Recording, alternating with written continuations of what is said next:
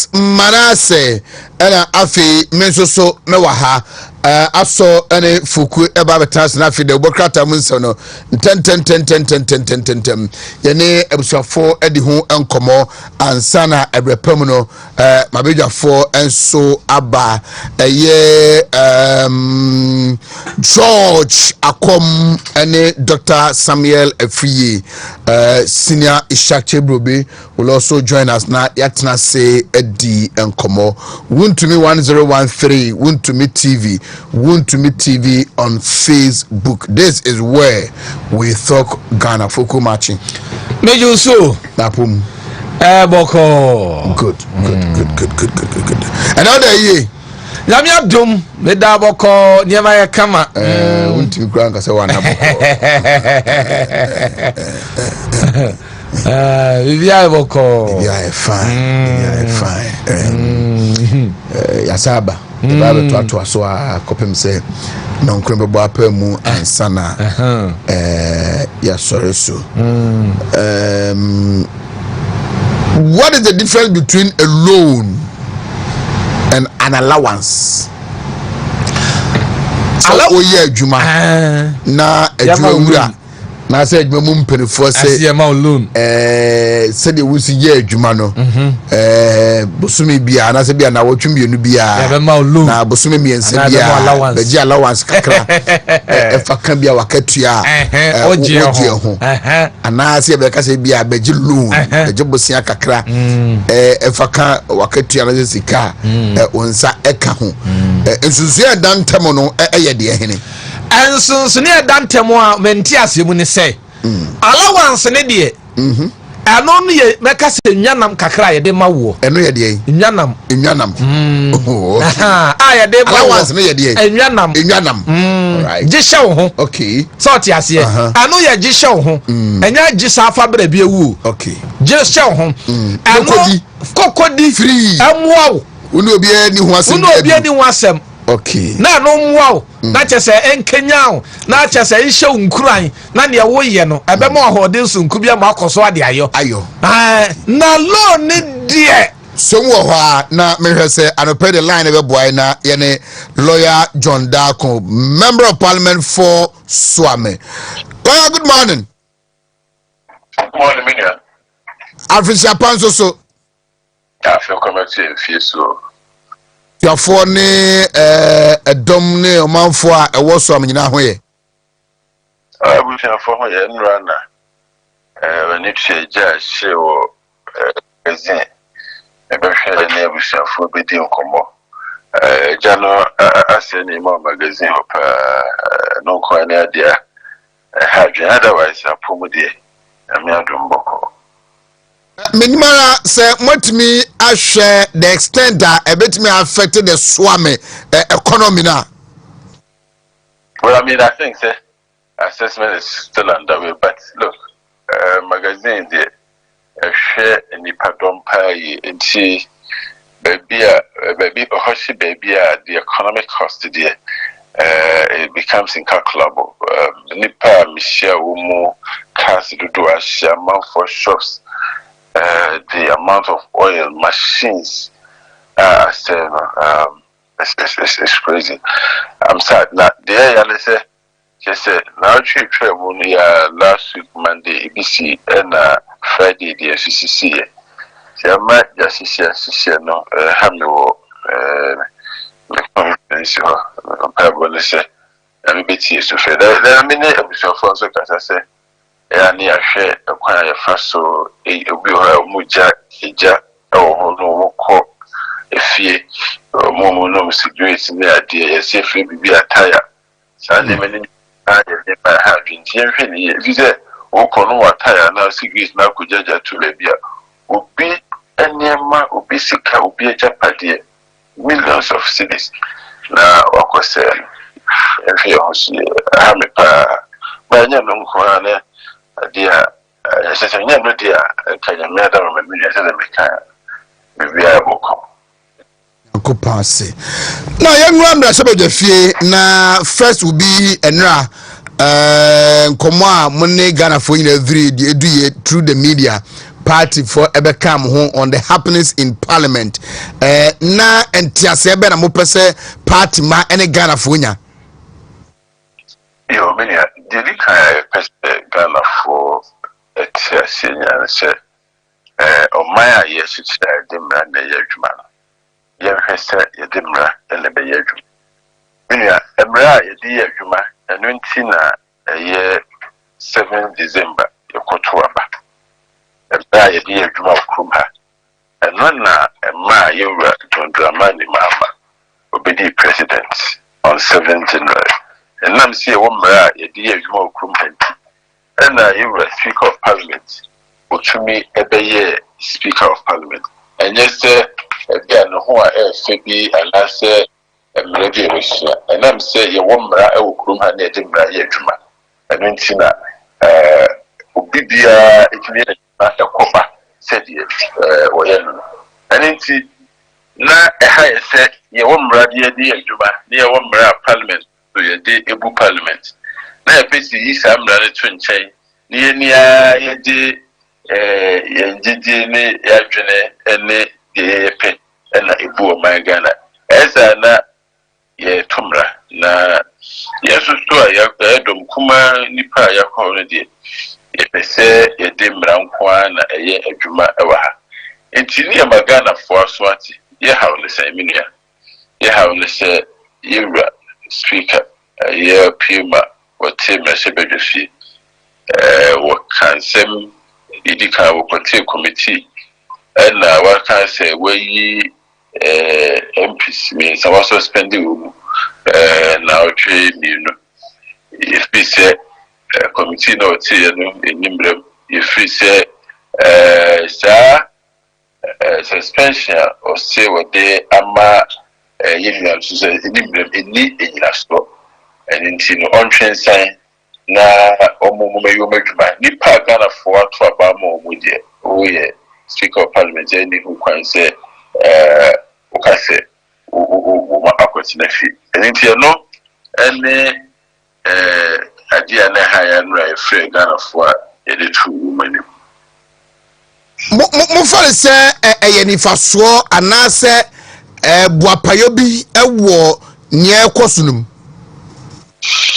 That's a very important question. Say any faswa and na yebehunu eye buapayo and yebehunu if you say ya kamera ni nyina che Speaker of Parliament ya show letter komano and if you say eye ni faswa dia ya show letter di bring away na your press conference wo ya draw attention to the error say any faswa you do the right thing by withdrawing all these things.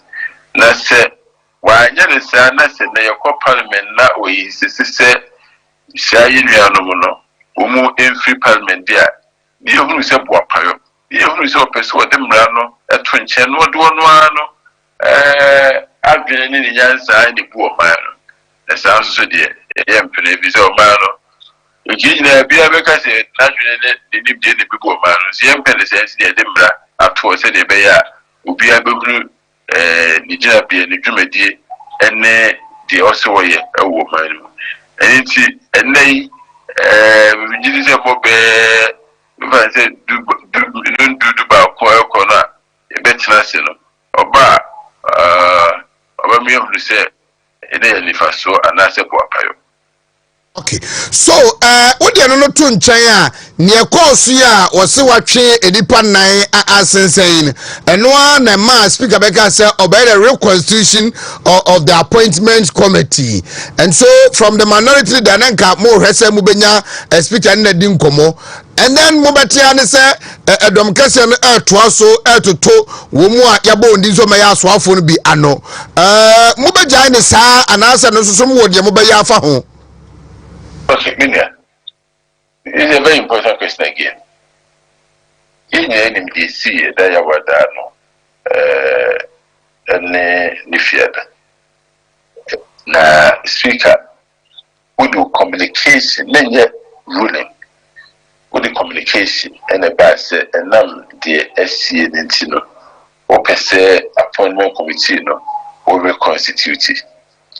Na afi what committee every share and say by see na what the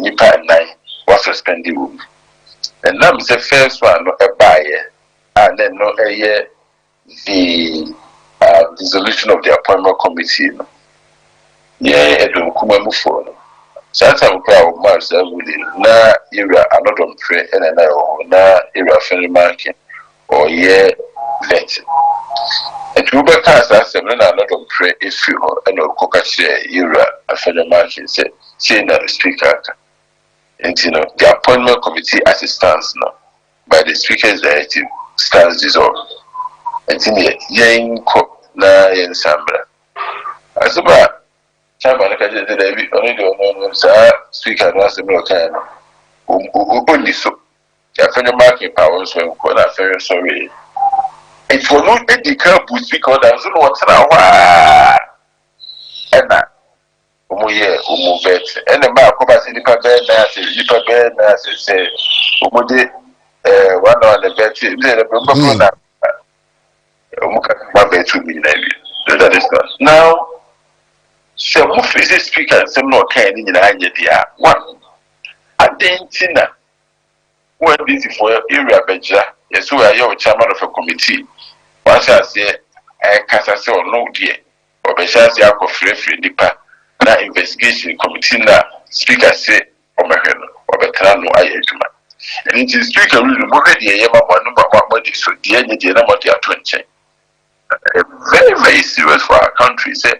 Ebehwe ama bibisa akoso ade na nya na enye yim de se to me ye de suspending the panel we need say to me and that mean ko suspending the panel we because we beti committee in fact a back committee team pa is also organized by a rules say with the motion and echo say if there is something that is of national importance, and it's the anti-committee, the ad hoc committee, by motion, and yet we read the order 362 as a special ad hoc committee, and it says that the House may, by motion, appoint a special ad hoc committee to investigate any matter of public importance.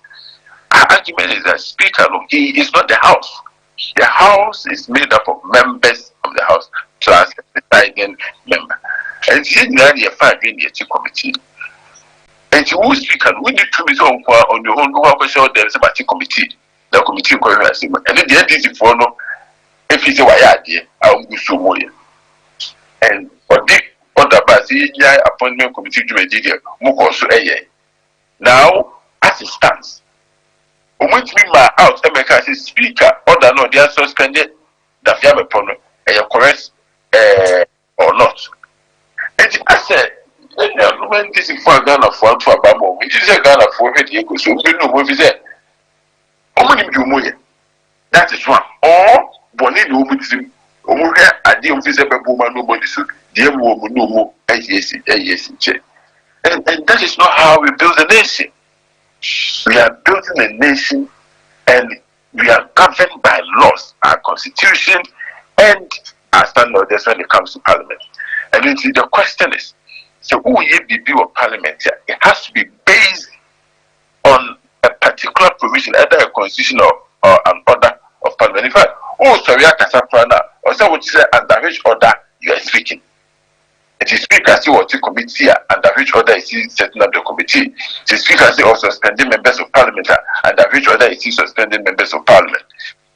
These are the questions a person Ghana for Asiedu no more say yeah at to 2 years na me na Wontumi for say if you say me ma dia me fa me papa dia me fa and the chrono eba ntuma me ade kra kwese so e sha eyi mra no biton nkyɛn ɛna de mambo eba no wedi tumi de to nkyɛn wedi yɛ mfa nto nkyɛn wedi yɛ pe mra no sɛ wo pe wo mpo so de nyina yɛ adwuma sɛ be yɛ nyina ho beto etimi na de ekoso no for us as minority we are against the setting up of the committee. We are also against this whole idea of suspending a member of parliament without going through due process. A bit near suspended your faso under order 129 and order 130. If say member of parliament be engaging in what we call disorderly conduct, now is we in a free meeting, Masada Mupe, and a speaker, and I say Nipa committee, which I catch any person won't be Sadanupe. Not even more than 24 hours. And in the speaker, he's now wrong. I said the speaker came from the beginning. I'm not paying your co-parliament and the bachelor say, Papa, we say, I am from shore. And I said, Nigeria, and they said, you are advance. Whether my Musa one Kasawa not as a member of the minority. If you now control the Masha say you, Usha say Namuba. Well, at this point, I don't think that you can decouple me from the fact that I'm a member of the minority. So I can answer the question anyway. I wear these two hats. But look, you say Ghana for to about my say Yonko Shembra Dikai, Yonko Kasa Emma Woman, Yetosumi. Nothing, I buy a Juma or any say on Hagana for that. The government does not engage in excesses to the detriment of the people of Ghana. In himself, Ghana for ADA member and Babawa 88, I could do parliament. Now, you only say, no words on Kessim, no more than say, Umunya, committed to Mupana, or man, yes, and they said, be a fanatical. And see, yet the argument. If you see a trouble, don't say no more, yeah, it's fine. But any about to party, Yent Homa, OBS, young Quasi, and say, question, debris from a man, this is football. At the end, you business swaka, you betray Ghana for Ajunabaso, a betray a banner Ajunabaso. You better to sure say, Umubeya, dear young qua. If you say, oh, my assistants, yeah, yes, I say, debris from near Tanasia, Umbetro Manasia Seno.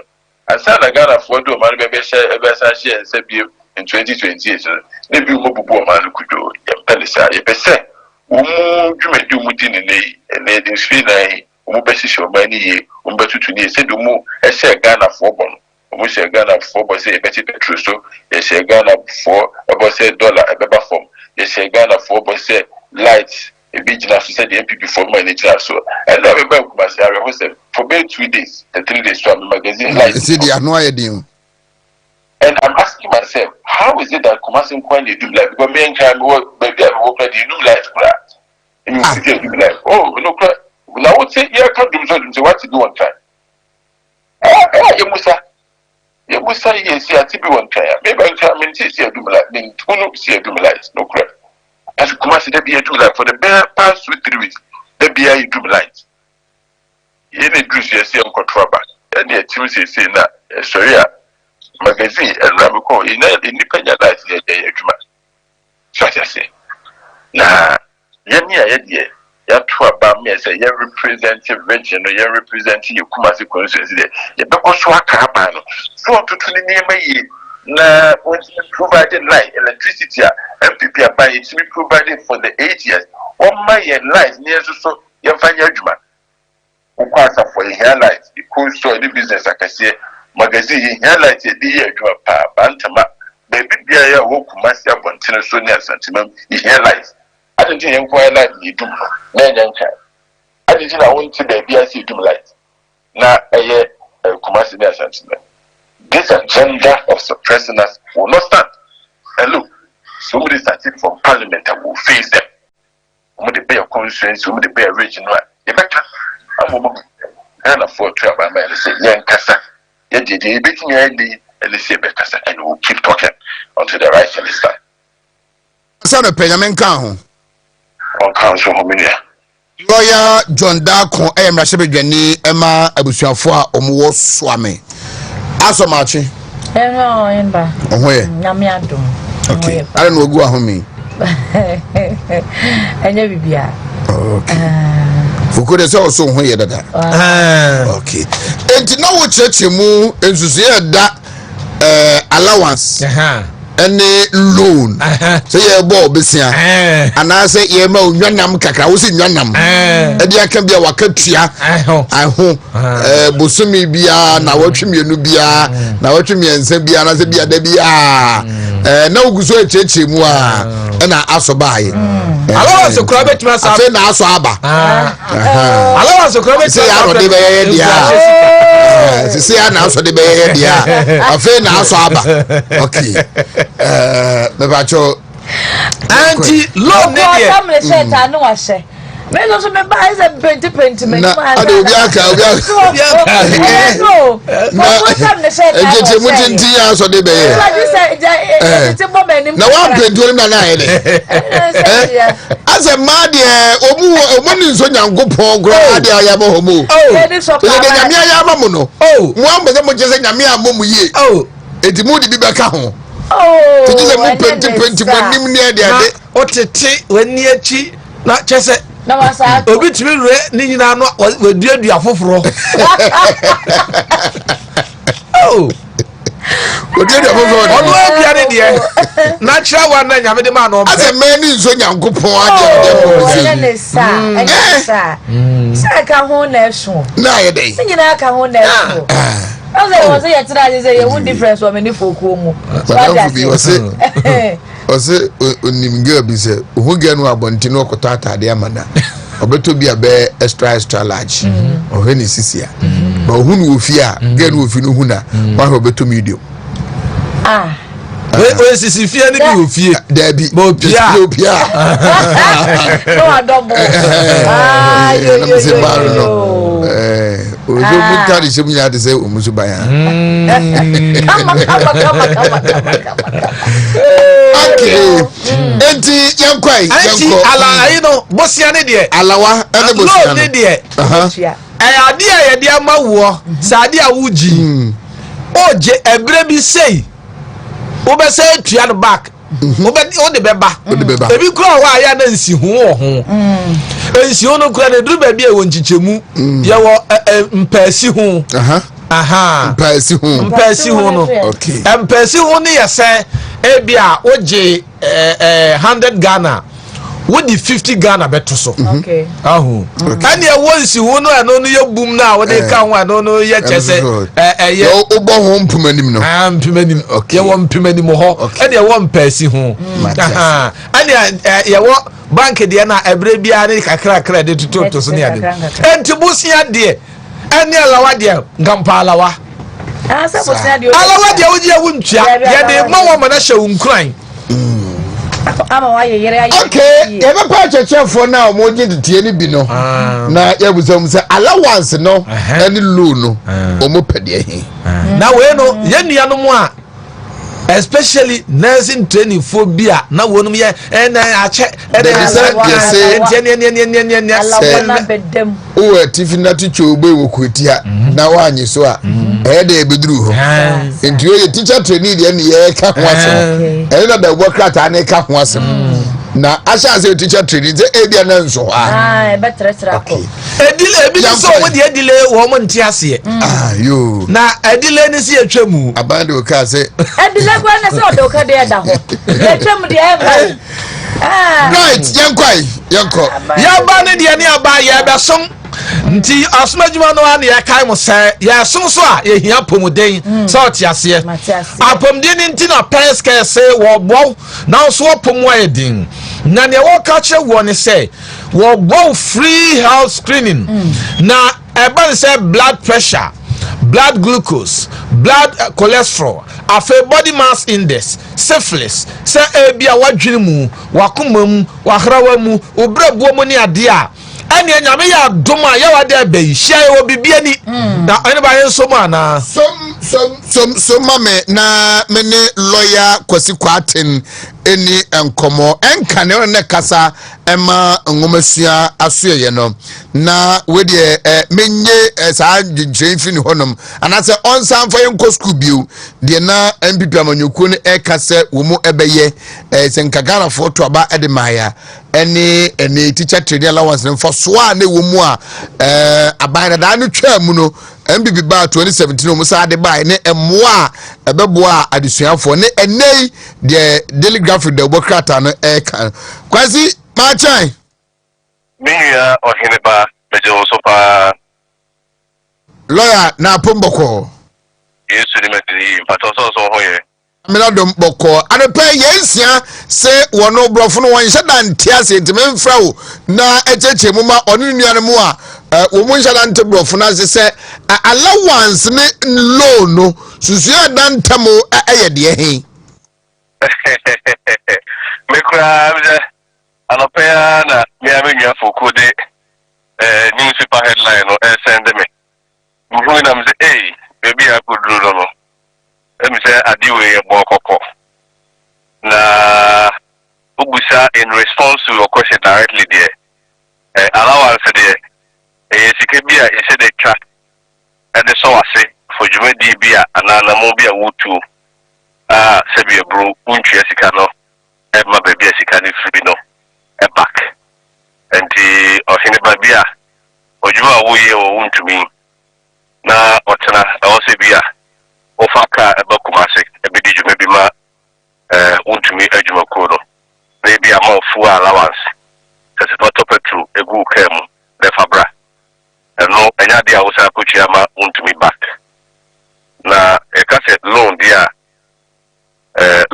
eno dia dia usa bichia ama company no enti se wo se tu kwa ba kuma sesa na ebia ye ma loan te ko na asempo a eno dia se ne se edru be bi usa discard kwa ko to be bia eda na nkoma yi di eba teacher training allowance and we say we've had back and forth of it abaiba no dia ba na mariba no bitwam osha otaye kese pa ntia efiti Yura and Koma Peso, teacher training allowance by people also believe say it's outlive its usefulness a criminal.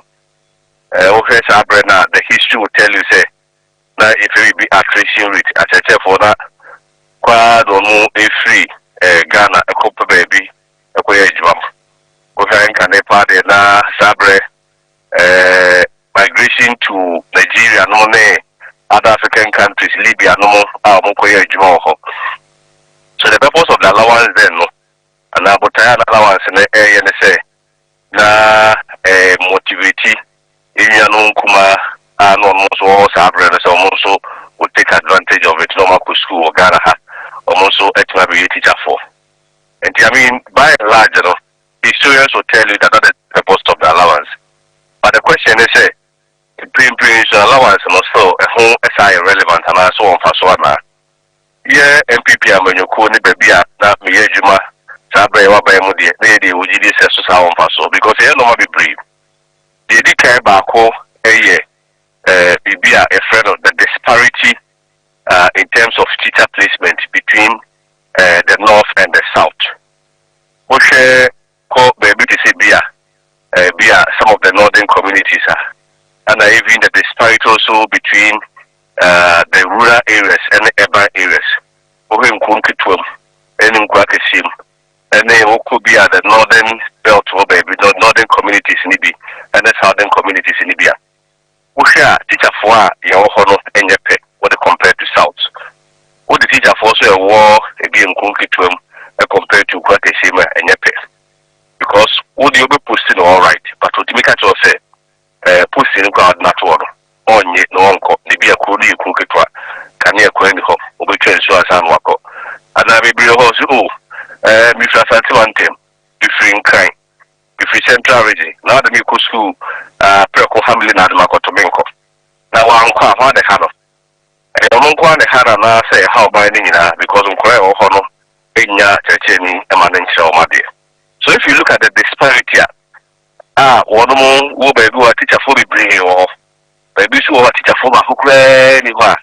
Now the allowance is still necessary because the allowance alone one the man will be bonded or you know, and I say nippon out training because Sebio, the woman shame no or contribute into bonding which be the Nico Bia who pay Bia a pusina ultimate and charges on your uncle. Into one more year, the sign undertaking with government to say because of bicycle na afẹ́ no. Okay, the beer never to be an or now compare this to the universities. Universities someone posting up or uncle. But at the end of the day, who benefits? Who move beyond the disparity? Say until say you beat me in your system at a chair for there will be at the rural and urban communities, you know. One more will be proportionate to inquire so much about the other. Now, who say you know to say free the quality component. At the end of the day, we want our teachers to be the best in the world. Or you the best. And the allowance, that you see a kind of criteria for one more called training, be a mobile former, will be only be. Now, a be almost 4,000 Ghana cities, extra the school fees. But you book a book with him to book. And the allowance is just serving as stipends. Handouts we know better, book we know better, internet we know they are research, nothing now they are. So we believe we say, even within the 21st century, in 2024, 2025, the allowance was still relevant. But let me say, in Myanmar, or more, Adrian or who is different. Or the say, a kappa, and it is hard again. But the consequence will be that you won't have the bond, and now we met to me be our teacher, maybe as I said, who some communities are on pay. That is one. Yes, and those teachers, those communities are going to lack teachers. And then what they say, now I tell us what you allowance either, if you want to me, and bondelo. The quality no so no multimedia sector or multi learning materials and also the conform. Also will be replaced by loan. But it's the same way, Oheneba. Isn't it interesting? Now, Sabe Pa never deal with Muse. It's allowance they would need. Obeska pay free ho. By university, they also be free school fees and will be free. The logic. It's another interesting angle of that conversation. Yes. Me say the same my argument. Oh, see the allowance here. University fees are big. It's the allowance here 400 cities right a month. It could be a 3 months right? And the 400 cities, I don't know, say every 3 months I need to confirm. But the other month, also money. How could share university school fees 4,000? And no money. What is the sense in this? Yes, a bit plan what I'm not missing with. It's a no you because Oheneba university say I'm so to our course a university fees the board you who's the community in a day. And then they go and say, hotel they pay us 7,000, 10,000. And two months on Chinchia, when that's 3,000 for a friend say, teacher training in school. I buy and say, who said the Pacona won't Chinchia about school fees, and the wholesale bills for university? Who said the Pacona is eligible? Who I said all of a sudden when eligible for any government intervention via the university now or no school fees of 4,000. It's a wholesale of 10,000 or no, we reach their money free. Who does that? And I deal with the Coco. The Abogada Mania Coco say, they are worst handlers of government. They are worst handlers of every sector. But they can say you are renewable for the Adu Contino, and that is what the impact is what we are having now. We are talking about about to so you can say you young twaba and now be the Janabis tables. Yes, offer the enemy tables, but which much like the quiz tables. A baby will be the Janabis tables. So, sorry, no, you know, much another one more, no, the Cushatos, no, all families. So, the normal building and now two, any Abrabobi Obo can determine the type of food on your table. And that is what we are witnessing now. Only training allowance in it, we say about my so. But the same person now, we say, first year for you can pay their school fees. Which year, or what a name could do second year, there, send it across Abadanis Kenny, on one bit mecha. Or what third year Abadanis Kenny, on one bit mecha.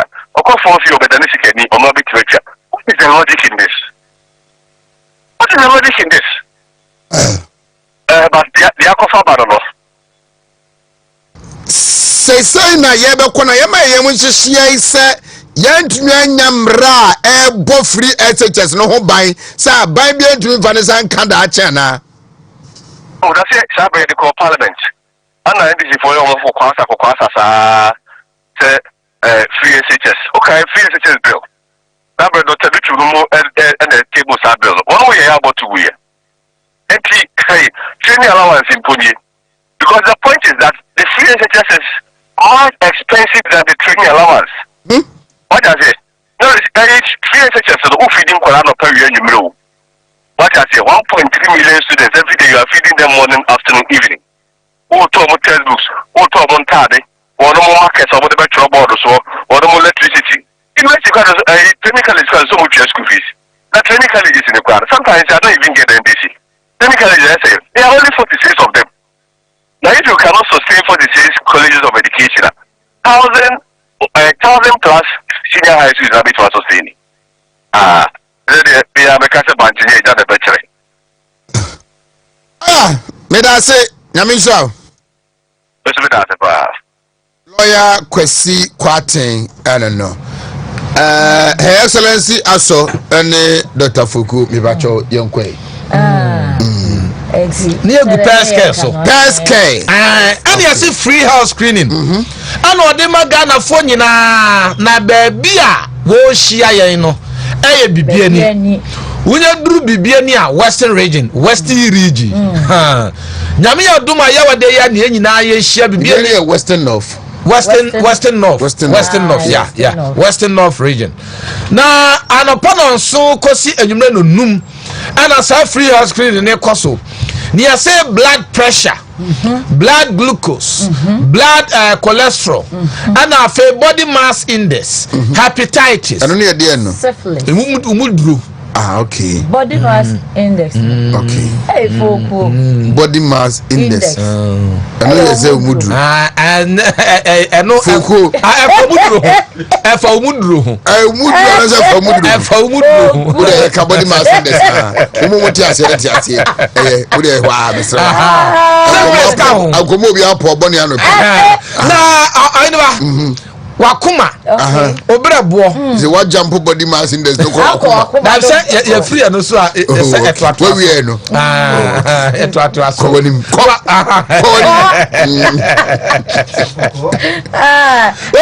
wakara wa nyina ka ho woni padua no akwa ahodo no ho ni nyina ka ho bi asa ukọ bibie ni a nyame ya doma ya wada no pa na oso kosi anyume no num a eye for free for the pet for the na betre free Ghana cedis pe ya ka nyina for free na ya ka say no ya pese oni doctor edi nkomo so ti ase and doctor nkasa sisi a ewo 0530 122500 0530 122500 ebusafo anopai emanu ya yetiriwi no ebubuo wa wo de afetumu ana epre wa wo de nani na enhyeda nye kama obi so betwi ne ti ne tirase nyina be yekro na so ba huru be wie na amfe na tiriwi na yepose anopai BO16 ena make amfo e de amawo na omo de Starling Gel so ba anopai say yaponi ena wo twie ya ye twa ye ti se de metwa medie wo de BO16 nku ne chekama wo wi ade Starling Gel na fefem e beboa pa ama oba wo so tiriwi no aye kama Kivo for in one. I get a system catch you didn't do a no. Church ni teacher ni school ni we here be. Or continue fit ni mercy ni chese office jumani obie here be entiako shop honum kobisa so open Kivo for in one way I rich and your raw pocho. Ruta Natural Products. Ebusia for 2023 and a FDA penny4 and Legon upon the baby. I chase the Sifra Frando or Moya Shemubi. Na and Shemuni Babede say Enra Ebeje at 3 2.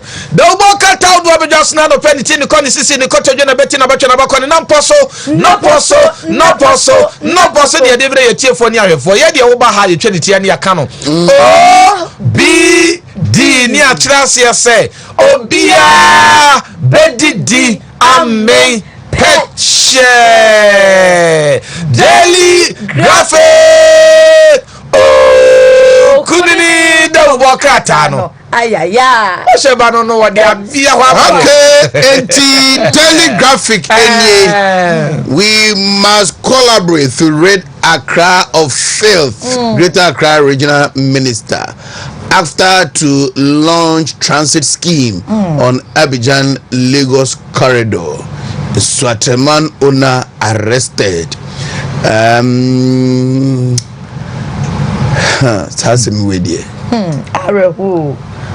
I seems like I have a feeling it is not just Kotoko Swaterman Bono and a man who would this happen for 7. You see, as a sadly, Kakranka can you be some years and Sodom? Yes. When I'm saying, Rantan Maba social media, Kasachiri, a 10-year mood, a dear. Now the nan we could see what a chiman. I don't want to believe a year Kotokonin Swaterman born. I just don't want to believe that. And so we also no. Na the empese ye bebodi anase ba akosi kira no ebesi no onye because eye nkwase asem nyansa bia anim oti ase ya enye ye how ball bokeke ma besie nyina de ho agi teacher trainee allowance to go. Government pledges enhanced student loan scheme. Education Minister hints. No. Ebacho yonkoi. Mna me ma obosia obadam simni bia bem dey. Daily Graphic the Bokata no pay sema wode aba. Wahu. Na say yanka mom. Wahu. Greater Accra Regional Minister. See nyina yanka mom ne mo asade be ya efi be frinkran. And once at the Honum African Continental Free Trade Area, and so I don't know, and my lunch transit scheme, I know the Bebois, Abidjan, Lagos, not just a wasem, Betimedi Ghana, near Metimia Koso, and Swaterman. I was somewhere see, there was Swatre match here, Koso, Swatreman, ne Sante Kotoko. Yeah, na poli for Mutoya, ya no, you see, Yachini Pebidum.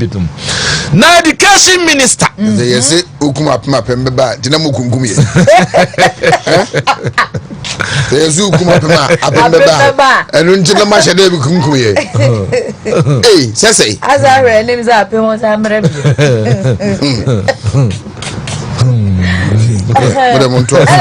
Education Minister. And I watch her say, teacher trainee allowance no. Yeah, baby, if you ni ya mama bosia kama sati ase na maje so nti just I have pancho no ya be ma no wa betua nti Education Minister wodi kama wa psych madwen sa wodi kama masie ma ya hodaso na eba mfumumu na me kwate shock hodaso nti ya kan say ye no wate nti eba bie wa enya nwanwa Mami dispatch the Daily Dispatch way. Na and the Daily Dispatch, the Daily Dispatch. Veteran kills an MP. In fact, I'm the queen. Share. Ya kakran ni pebi on bozo me my Ghana sodom ebe akọ piska then they will sponsor some people to go to parliament and do their bidding because anybody eko parliament ne nsem mo kan de mo ye obo ho ho no no she says that table we put that table we your popular lunch Martin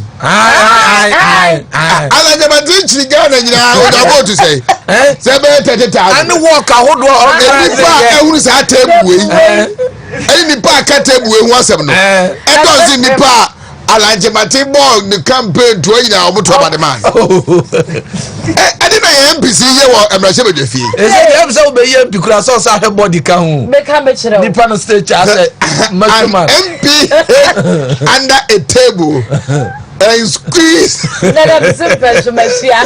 squeeze an MP's boss he screamed aloud. MP reviews.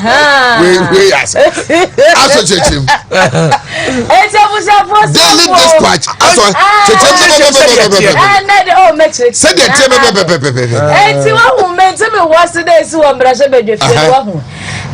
Said MP baako koko se table ase ena nunua MP anot won ntɔhwe no wo ne boss no so wo wo komia ye ne se papa TM o TM say agosi akwa ono bo agosi akwa le koka sa asem no achimodan MP ale ayase boy ye radi ye group poni ni abesoa Mese na Parliament dey age for them. Say na a report for caption we say during the chaos one of the MPs hid under the table and squeezed the boss of Roxander's in Dafiame for forcing him to scream. You oh, father. Na MP Ghana for Akotana. Say ko jiremu mayen. No ko she table as. No akozo obishwa. Mo obishwa. Say father na wan ko beye. Father Eugene ko be. So din kaka. O share video no sa wosi we na ko bi ewura ase o na ko so sa. O din kaka. Ayo. Wa ka MPC nye enyo. MP. Ni ba ye tu aba ma o mu di tumi. E dia sha wonsem. Anyway. That be o ti ye 70 onya de baby an so se. Na sare. That is what me no. Say no ye. Na there no kwa obi oti wo say ni ti wo ho. So oyo ba nko be so de. Oba de se nka mpokua e shiro wa. Ada na sense ho ana. Ana na se be ma no no fo no an so be ma no fo. Ah be ma no bibi enim. Be ma no fo de bibi enim. Oh okay. What you say? To oba nko be so ne. Wo ba de nko be so mpokua no. Na be ma ne bi e ho no ma na wo so because no be so tiemu. Eti wo so de baby a won tiem so what you say? This part of Gura capsule we don't do not keep LPG cylinders indoors. NPA cautions public. And then could you for appointed acting CEO of Financial Intelligence Center? My government fully support Africa Prosperity Dialogue. President Mahama. It's cylinder. Dear from Rabon, my fan shake them. Young call. Emulate Herbal supplement. Our pastor news by African. I say anaba. Let me batch up Mufama Bashamamina. Yadiamano. Okay. Imulate young queen. I'm saying now weather nintinoma flight.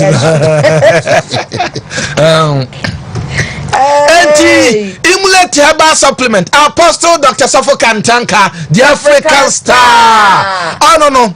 Papa wey no atie bi mani mo wiase afa na enyi na me adan so akosi broni hu ya kura we de obuoni ani de ma bi before sanse ne we no kosi broni ntumi nya bi broni ya TV ma abo nsem ma ne so da bi broni ya TV a wo ma de baba ya edum da bi na mfidi papa wey ye no enya nsem ketwa na se wakwakoye aduro no so ade a ayo enwanwa ni nyina ne se so obi da wusumpo na man imulate bi no mu a wo be sore no nya hoden se nya me na ato nsade afre no ana so to nsafre no se yade ne pese de ne kwa imulate be gina free yade ne nsam ama no ho ato no so tiase acquitted and discharged from yade entia no imulate sa doctor declare obi mposo won kowu a onum imulata onya ahoden yade hodo a ye modin wo bedwamu no wonum imulata ehye ni na onya ho afadi okọ be ato bido bia benya bia to okọ na ka ashton wa wo betu ndo sopo ho Dr. Apostle Safo Kantanka the number ni 0535112873 0535112873 for Ghanaian Times in the young for Ghanaian Times and Twasso Ghanaian Times. Okay, young quay. Now, what's about what you okay. So commit political will to real estate sector. Call construction group chair to government. GFA commences investigation into Nsuatreman incident. What should I mean? Who? Is it after Sierra Leone High Commission to? Okay, that's about fake news. And then 2 friends get 20 years over illegal possession of guns. Right, Yankwe. And I was a phone year 2 and 4 said ye beya yam penny for no.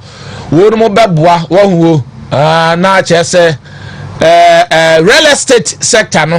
Say you bet me see a dime man for being a baby party will mutri ato nti no ho asem nti na chese construction group chair and a day ato manim Ghana Football Association and a woman so won ma share remuase e dia fa arehosem esi ye kotokoni structure my dear no and yase ni pamie no bi so ya chiri wo no ma chese o manya mfinhie duo no mo de kodam o mukuta illegal guns ahwo asem.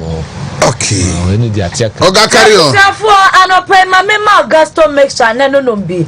Anope ebi ana wo de no eduane to ye mu ana ye mu wo ekekaw. Ebi wo na mo so kra eduane na nkomo so a asem. Also, and anope etete wa wadru a gasto Mr. Na emani so ye boso mes obi so de no endemfo na wo se bado enkobasa. Obi dia badakro enefom yenu enano miensa ebasa ma me oyare meso plus make sure eba ye ene ema ye nyina ye from ne sebrato esiesie yen amasa ne ma ne nyina eto atumi atwa na prostate plus make sure ne dia ye memedro tatashe ye si prostate yare ye keka ne ya no anope wo ye bema na se ojo so twa ne temachi aba ho wo jo so a emeye ojo so a Chronicle bless send bokate Chronicle. Okay, appointment of ministers. Mosquito allegedly angry with Mahama. No. Council of Elders to meet soon to settle the matter. Minority protest against suspension of MPs. Chaos at appointments committee sitting. Probe committee begins work. Those who plan that Africa must go beyond symbolic gestures. Okay, na say don't get. Na say they nyasam fufuro. Ade no say no. Akoye who succeeds John Dramani Mahama as the next flag bearer of the NDC. In the appointment na omoye no, na I say who is to get what to help who to get what? Who is to get what? To help who to get what? And you know, why they nya dey? Na da che why no dey beboa no? Amonzo nya dey. And you know, they say adeno ebi keka Asiedu nketia. Ebia Asiedu nketia okuje to ticket. Okay. Julius Debla and so Haruna Idrisu ticket and so Oheneba Ama's name is coming in strongly. Okay. A section of the NDC youth believes that this time enka omohe south no enka ebia ebetuma ba Ashanti region enipa nko betumi a standard toy in Ashanti region Kwame Ewuadako from Jabin and former KM boss former Ashanti regional minister Samuel Sapon also from Jabin. Na omumu nyina no is the appointment inside there but omu fi say the key park betima empower omu omu my resourceful no motimi organize omu ho no as ni nyina no eko enti uhwemu a Ashanti gine bia bahabati omu akwa mu nyanya omu a potentially ombetimi abutu omu self up for a flag bearership slot no enti mu a mu wo sa vision no anase sa ini die yen sana they are cutting off. Asiedu nketia would like to succeed John Mahama. And there is an appointment, you know. wo mu a omoye so loyal to him no eya na ye twa for Musa unim say Asiedu nkati aba na onya deputy CEO appointment no converting minerals investment no he was vetted yes Asiedu nkati aba no enye position na nka Asiedu nkati e pama no and even that the only man no impo no or converting and no crown on command kosu in the NDC no say somebody might rise up in the NDC tomorrow to challenge the constitutionality of that deputy appointment na onyaye no na bia yasa kwa inefio okay no and the NBB has our own challenges, you can call it problems. But then this is also there, no? And so our honorable and assembly there. Obia or interested in what is happening in the NDC and the assembly. Okay. You know,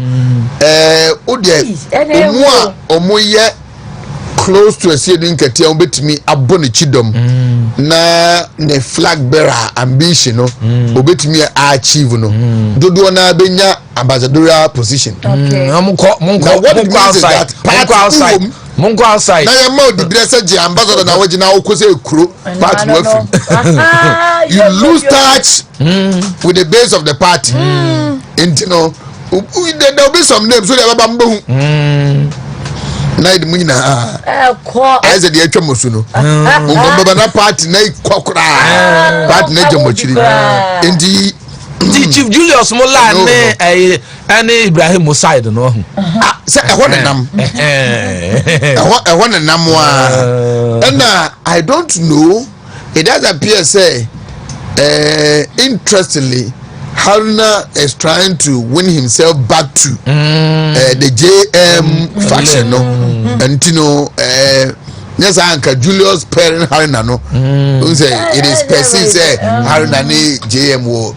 So, these are some of the workings out there. Woman him say, a battle north wa Haruna ejina brane. Into young lobby no, a mekayo. Onse Julius said here also say or you be a man for panas way good enti omunya nti omawe ne Haruna so onwo nyasi edede ye no eda so ye de ye o nyasi edede ye no eda so ye de ya nti yeah baby anju you chronicle de nie okay no ene ba chire mu no anti sese no ore ajanse na Asiedu nketia ne bonyo kura ne bufu afuo nya asem ketua enti ndi sabre ko mpenimfuo besi nkunya animu ye na chese wonumu ahwe no masiesie ani ase edom kuma wonumu amrahye be de fie ho ana suspension akwama wonu mu nkofo miensa no wote ase enye yi wo se mfa mra kwam ama no wasode atia enso ye bazabasa ye course no anti ama suspension ya ben committee a owura bezra eda no a speaker ti wonu mu no wo mu so mu show madwuma se so mu si fi fon ena wo mu sha yeah that is tomorrow yo nti nyambo ochina wo mu so evidence afabra enti wa ye mi wa ye bia no wo tima ba beka ana wo say ye mi wo bi yi no wo so tima ba akoka ani ase woni e wodi ye bibimenya na woni e wodi ye bibimenya no so ti ase wonu mu ni wonu mu ye mane nkoye ye ma me hwa aka wo mu nya de anka se beboa ma bibimatu agina nti ho ase eda chronicle mu and Yanko Oheneba news. Oheneba news. And now quickly, any birthday wishes, no? And then I make a quick turn. Meba na mabeja for number na wedding. Oheneba news. Oheneba news. February edition. Okay. Broken and contract hats. No. Broken and contract hats. The only two elements to bring NPP back to power at the anymore. Permitting and catch you. And so, and compare Grandma said that. Our team deployed drones to surveil my properties. Afenyo Markin alleges. Francis Owusu Echao Jaben MP donates relief items to constituents. Speaker has no authority to suspend MPs under the standing orders or constitution, or say Chi Mensa Bons. MPP General Secretary Kodia kicks off the rebuilding a base store at the University of Ghana, Legon. Yankwe. And Chasa Ora. Adenimo. I see Mufati no. Sir, on sir, NPP say baby a Bruno. Here say dia embrassion akoma bubu so tiase na ye de ka ebomu na chese wonsumu timi de bo atutu ne mayi nti wansem na no okasa wa kire mu ha na wo hwe minority leader Alexander Fenyo Marken so hwe the picture na tum so ha de kom na ne bidi abedi wo ho no na wo chese there are people who rise up in the NPP. Yana mi hunu said yana party for bi hu mu. And so party ni na be take interest in protecting, praying, doing whatever for that person to become an asset for the party. No, unfortunately, some people within the party rise up against such people. Now it does appear say Afenyo is going through that same turmoil. It is in the interest of the new patriotic party to provide a solid wall around Afenyo Markins so that the party will benefit from him. He's an icon. He's an icon. And then party be nyana so mfa so enche kra. Say Upu, he has become a father of the party in the central region. Especially when unfortunately Chairman Robert Kutin is no more. I'm saying this because Honorable Kennedy Japan is a father of the region. But oye they are Upu because of Prime Minister Okoye. Anyhow he managed himself, no. There are some people who die in the Wuba they will never see Orak in Japan as a godfather. And I say Ombetina some simple sir. And then there are Japan so called for you so loyal to Ono Japan now. It will be very difficult for them to probably mingle with the pro Baumia or the others. Honorable Asiama, the transport minister, and so but the way Afenyo managed himself during the primaries, and the all we are day for somebody to hold the central region firm for the MPP, you cannot go past him. Yes, and you know, MPP 4 he's doing so far so good as a minority leader, but we should be ready say any party move any NDC phobia will find any means possible to bring him down. It may be before I'm fun as all no kwan enya nesa no all konosa. Edu baby o man hu na anya ne saa enti party 4 and then this for you kabo mu say the kind of leverage anachema Wontumi wono e bebre na say it affected the MPP in this election but they be a omunhui kana omunka omoya west affect party pa omunhui. And so there are people who rise up in the party, both NDC and MPP. Nipebu wa omuhunu and then no more to anamobi abrenase and also more neutralizing the influence and authority in the party. Afenyo is coming up in the party 4 it can be say na on penas minority leader and I say onya ofan, but in the interest of the party the MPP should build a wall around Afenyo so that the party will stand to benefit.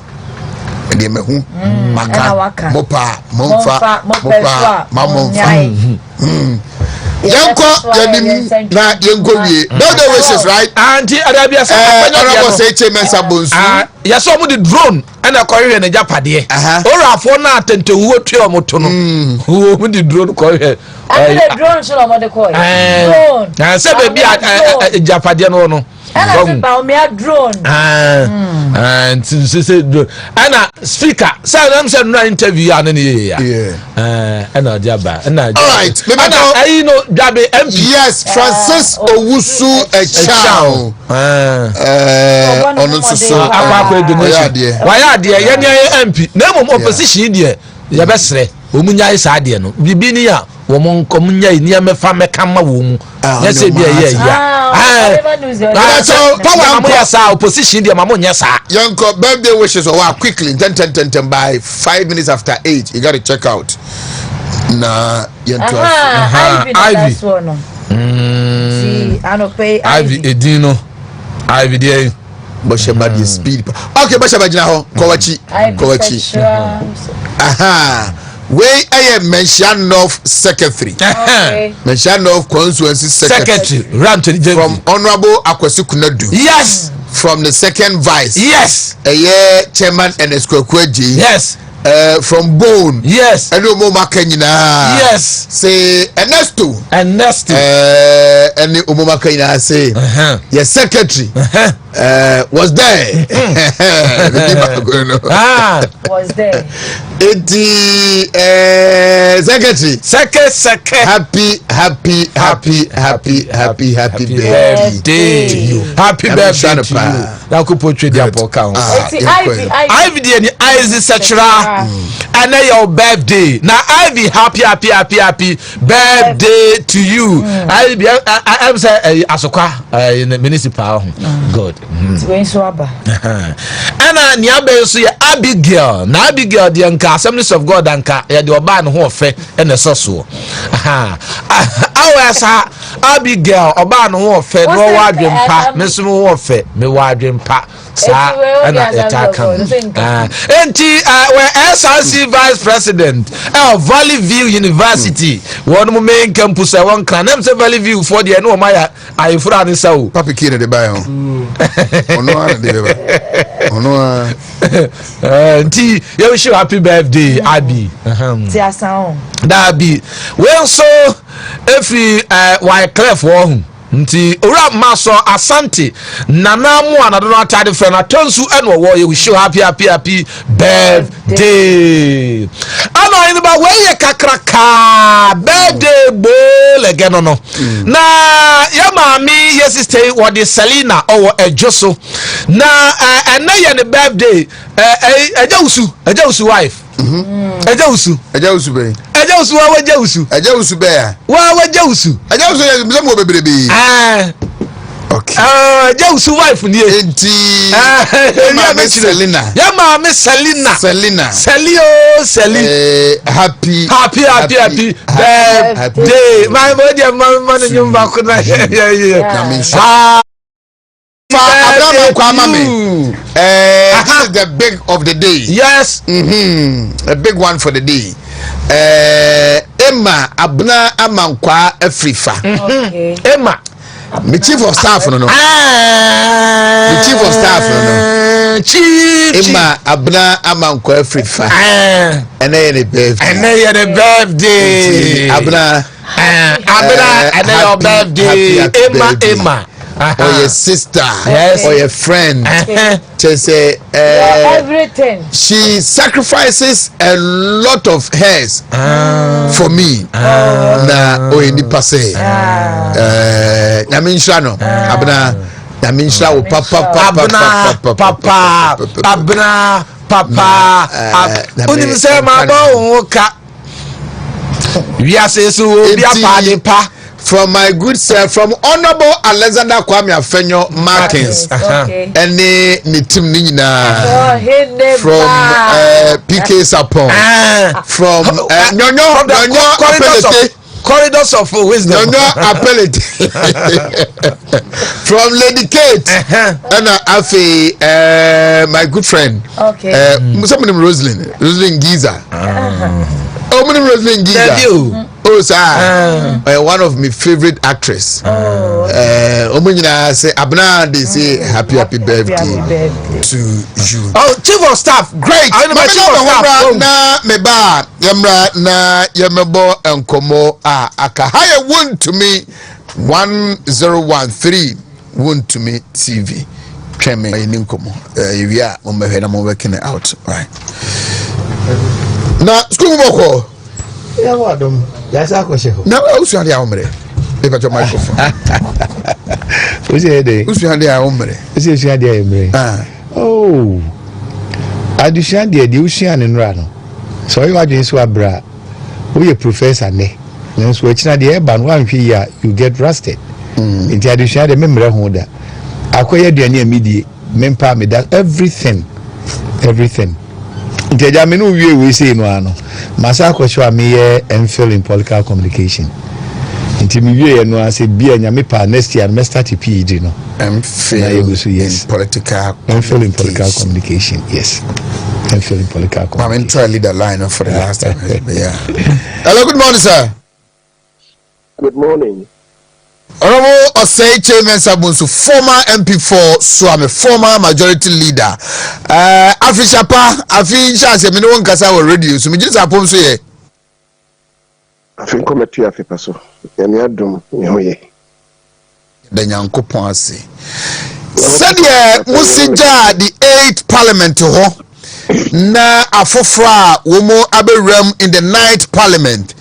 Another force wa omo ho a afoforo no ebenya suahunu anase ombedi di omo na mo wachi se de mo ho na mo ye ma afoforo a omo eba no se de omo sha ase mrahye badwafie omo asetena omo nkomodie appointment committee de ekoso ho no de mo ja ho no mo no de mo hwehwe se mbo huna na ma sha ase ehui anase ase ehu kakra bom se de na asha ase ekoso yi.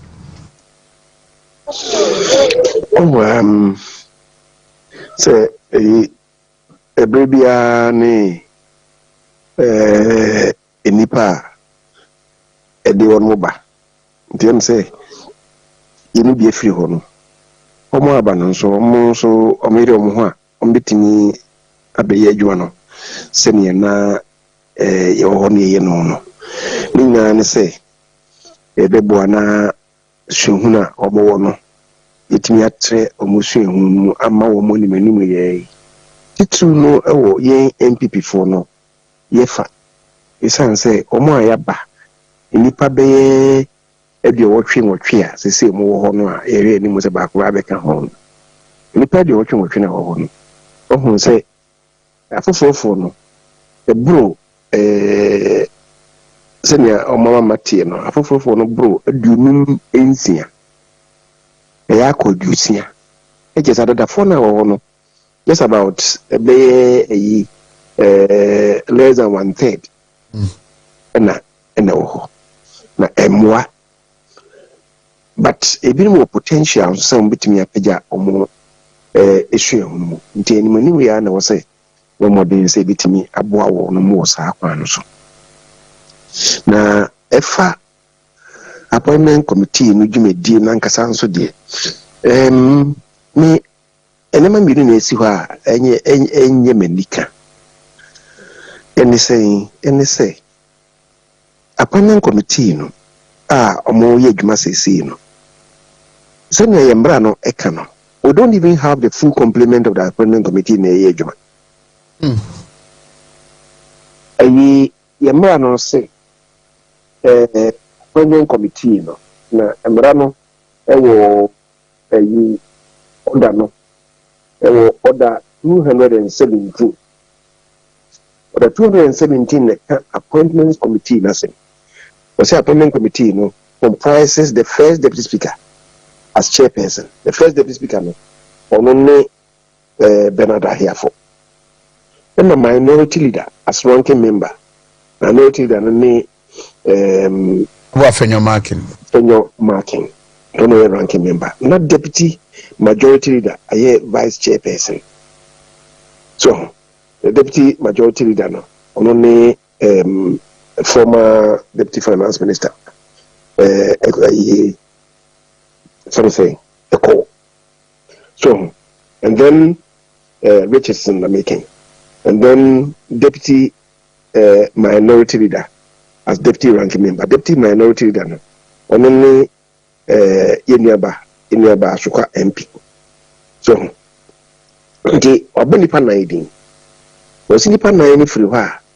Nipa enson bi and ka omo nson no majority chief whip no say one Roxon Gafia Mapo and a minority chief whip another pray. And also 5 other members selected based on the numerical strength of the parties in parliament. And the nipa nimbi asakoka sankofo no. Let's say ama omo aye nipa dubako. Nipa dubako no everywhere. Now see the chairperson and ranking member and 2 other members of the relevant subject matter standing was select committee.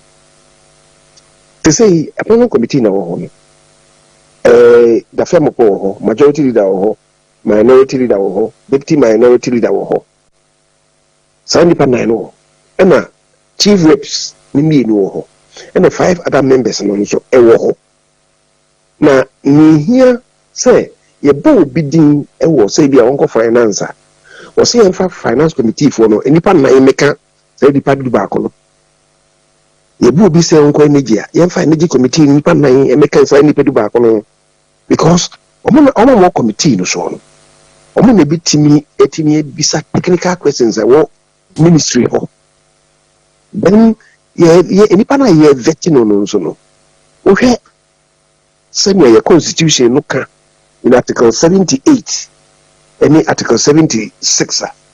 Article 78, the Constitution, it can say, President, say, or for minister, or for Abuafwa, or for Nipa, or Betini Adebuano, for the efficient running of the state. Nipa, or Betini Abuano, or man Puntu Nini, Sebitime Pejano, Betini Abuano, and Ayasadim. It's a be a hobano. Oh, here in the Bacrono say, or no, Nahuki can in India at the same. We should not to say, Sabio said in previous and in Yansa to say. Indeed, at 78 in Sana, I can say, oh, you're vetting and I was adding. Okay, Article 76 now. A whole day, or cabinet ministers and wasn't. So, apart from saying, President to run the state efficiently, no. Say, cabinet ministers, no. Article 78. 76 clause 2 no say the cabinet shall assist the president in the determination of general policy of the government. Until Abia finance ministry or policy be nyefanye adwuma. You should be able to assist in evolving and crafting policy for the finance ministry. Also to me assist in crafting in identifying problem in our ministry. Policy be ni fan so was problem no and this all veti wo mo sa ni mani mi na so hwe what you say enti e na so de committee for no ba apani committee na mo yedma say no committee for no kan enti na meka say isinto wo so na say metwase a was enka ya committees in parliament no before the vetting of the nominees no ehase sanity am ka say sinto awo edwuma mo ye no mu nti ho we me for example ba ko bra wo say no mo vete Kwame Abuja aya bonidin na president bonidin so wonko Ministry of Roads and Highways na obai no be can be so MPP for say o ma ye kwan of roads aya about 12,000 kilometers the nya no kre e kwan ma ye ne 678 inu 700 kilometers kra what you say sana governments be kan o ma mo ho no omni sa technical yinti no so bi engineer kan bia o man kan se no boy adechi ya mo de report baaye efa Abuja so mo kan ye ho no e na asenso a no ye former road minister ko pie dem ho e no say asma Abuja kan no nya no kre e no chechiri mu say as of December no figures are ministry no aye assessment nye wono asem so ministry no na aye assessment no the ekwan MPP aba be no eye over 13,000 kilometers na ne figure na no kai no ye ne friend no virgin roads say baby o akwan ni hokora no ya bokwan ato ofoforo no na Abuja eka the kwan aye de eye over 13,000 kilometers sana na oka what you say and inti say imagine say asenso nkopie de if you hold that day na kade ne bisi ozenka Abuja waka to us akọ waka to us Ghana for so eti okufa do sense mo waka na say no oboa what you say and inti na here say with the committee the relevant committee members na be kuso it also be no what say ye vetting so a ye ma general public ne kwan ema wo mo ebe kire o madwene anase ne o nimfa nipa na yabo ne din no o mo be kire o madwene wo na ya na eno nso eboa ema bia na asembi ho a amanfo kura enni asembi ho kura nso a se bia nka na amanfo nnimu a nka nipa na o yemba se bedwene nkwanke anto aba ama no what you say in 1993 President Rawlings Breso obo eko spew Gabriel din say o meye minister eba na semba parliament no e ni ba parliament e bi tro ba say eko spew Gabriel constitution no in article 94 say obeye onye mra she bedwani o say obeye minister you must qualify to be a member of parliament. Now, one of the qualifications say you must be a registered voter in Ghana. And I say a conspiracy Gabra. About moto 1993 one to be. Moto 1992 one to be. Among the tier, the registered quantity. Let's just say he doesn't qualify to be a member of parliament because when you're a registered voter. And no, and the Maya chain. What is the chain? A conspiracy Gabra a sign. In the Vienna, Mr. Gabra no minister. 1996 letter commission yebetwa bana frejan ibi kwan say wa wonchu de betru di na iko sugaro akocho ni din yetwa bani bi NDC fo din kunim na afere Lawrence ebo ni din be ni minister we bi ni friend nyima kan obaye no osrim qualification for MPP no for MP and say I was say onsuenzi ugina no me yetwa ba ma wono I say free ho so we free ho dia also what ho so mbempempe na yetwa ba no wonte ho dia and ye na wo say what na hoping position ma free do also met ho more at least 5 years over the past 10 years also with met na ho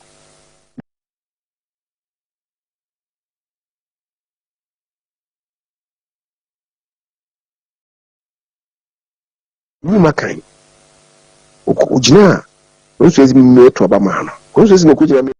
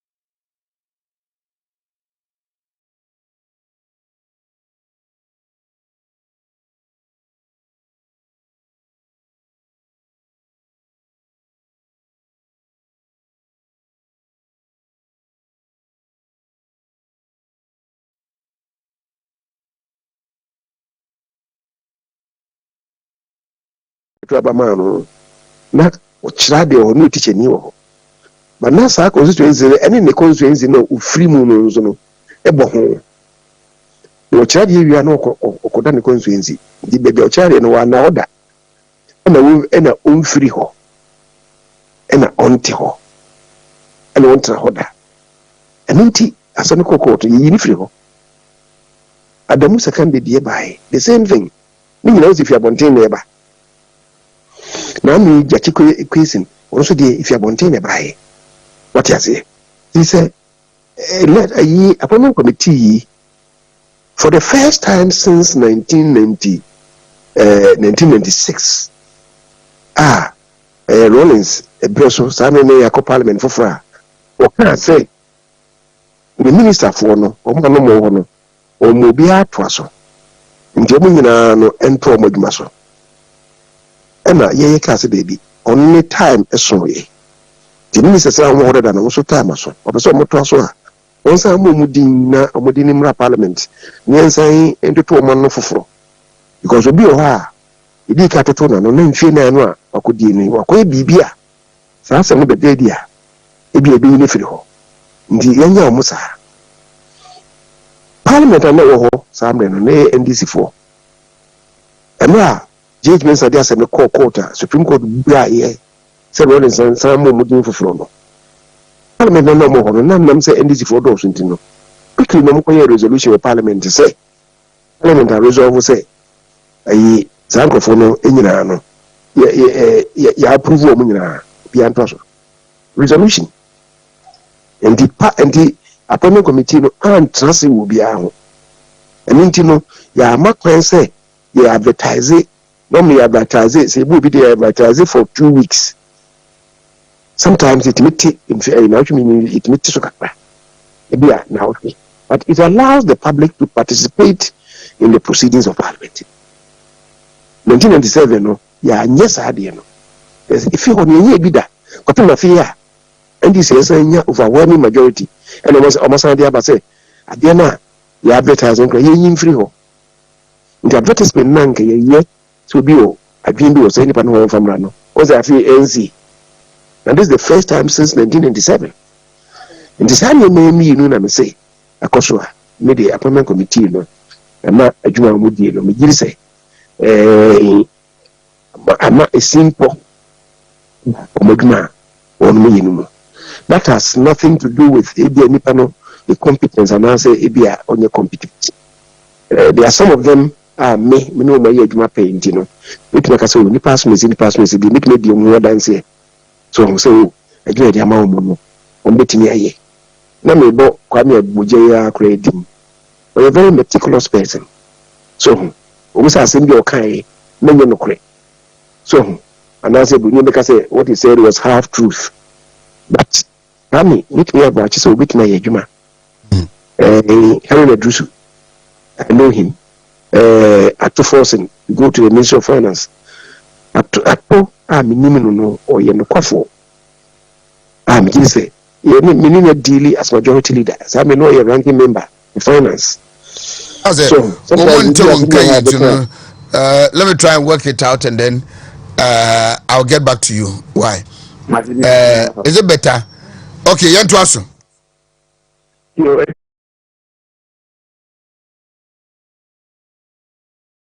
you buy or the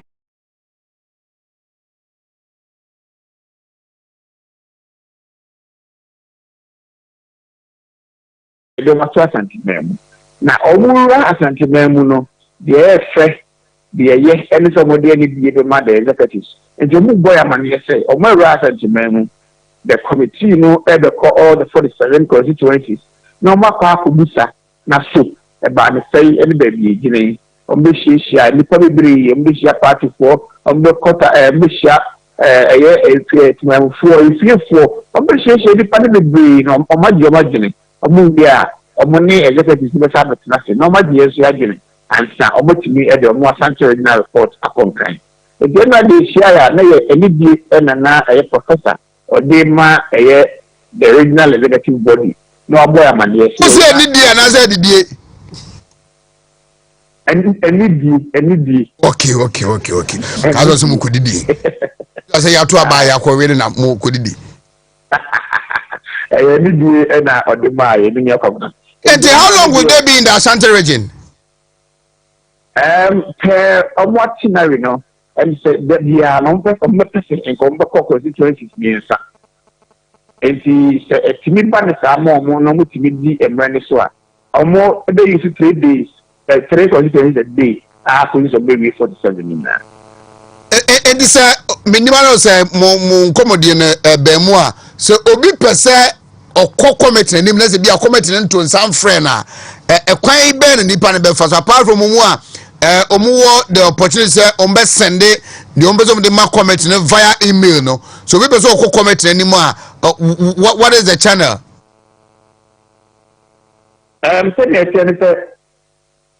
senior committee ni pese adwuma no ebeye canvas ma na ebeye bebrebe ni ntino eno enema omode email no etu ya no it's a committee no or ya designate some group of people are on the share omo it is outside those group now pese oye formal complaint bia it is so use mail no omode atu ya okay Matthias result officer me that's why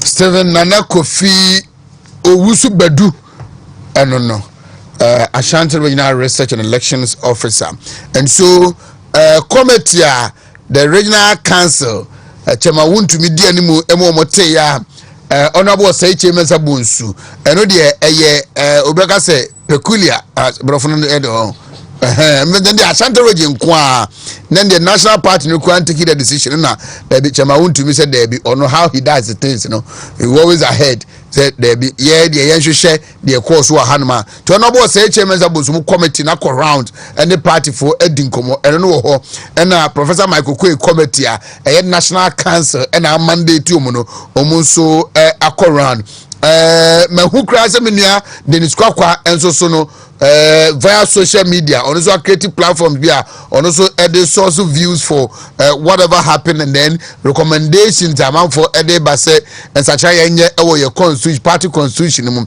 and also ho enra metese enne Dr. Frank Bano nominee some university lecturers are almost so no omo MPP party no another me party ma and so almost so no through their own well almost so no any party for bedin komo engage party for ntino wo de ekwonu no so obi anya bi for gokratise abonten na so busa bia me so me obi abebusa ne sa muhia mo guest ne ha mo customers mo ya my mom kuma so dwakese mu a mo ne omanfo enya nkitande de bia mo busa mo se ede be ne se wi a ne keke ne nyina bom na fe yehunu se ampa ade wei anyway any ya na ni sanke ye we na ya nya na we sanke ye na dodo na de me de mini gra me de mini se dodo na de ya ka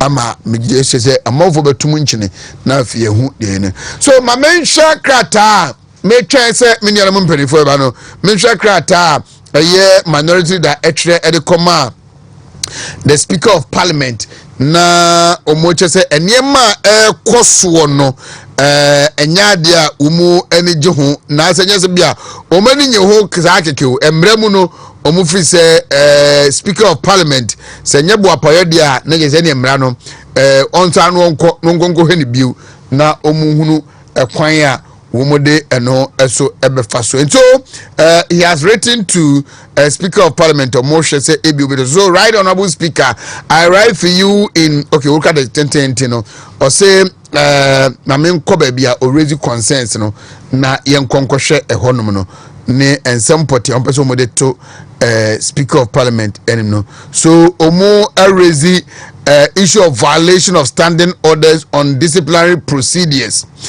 So the standing orders of Parliament provide clear and unambiguous procedures for disciplining members. Order 33, 129 and 130 specifically state in effect that allegations of disorderly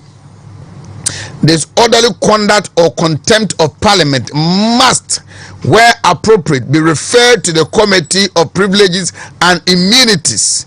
The committee must conduct an investigation and submit its report. A decision on sanctions must be debated and voted on by the House before it takes effect. Enti when pan omujina so kan wasempa se bibisa mpo beba ye pa bejeko and I said the next the command the Privileges and Immunities Committee no mo na class one din komo we are nom de ba mrahye badwafie na mrahye badwafo no nso no adi ho nkomo debate omabobo ho ansa na omasiginaye e wa asem no ti say the speaker na angasa ne pe ade mrahye ne nsem preko pe say ma suspend mo no omu free say enye saa na womu enhyehyeye no esitie ewo mrahye badwafie. And then almost a violation of articles 19 and 23, right to a fair hearing. And he continues, right, Honorable Speaker, the right to fair hearing is an entrenched constitutional principle under Article 19 of the 1992 Constitution. This right extends to disciplinary actions within Parliament, as disciplinary measures can significantly impact an MP's duties and representation of constituents.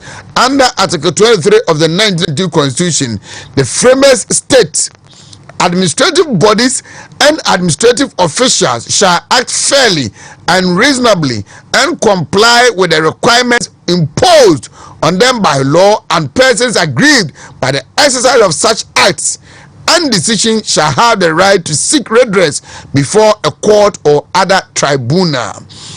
This principle has been authoritatively upheld by the Supreme Court in the Locus Classicus, Awuni versus West African Examination Council 2003-2004, in striking down the defendant's decision, which had adversely, were making reference. It is also, there can be a minority leader, actually, the Akoma speaker, or just a speaker efa so esijina ye anase okase enipa na bi watwe omu asene de omu ne ya adwuna enyiye anape mene lawyer John Daku edi nkomo no okan se ene omohwe the speaker ebeye ede afa ho.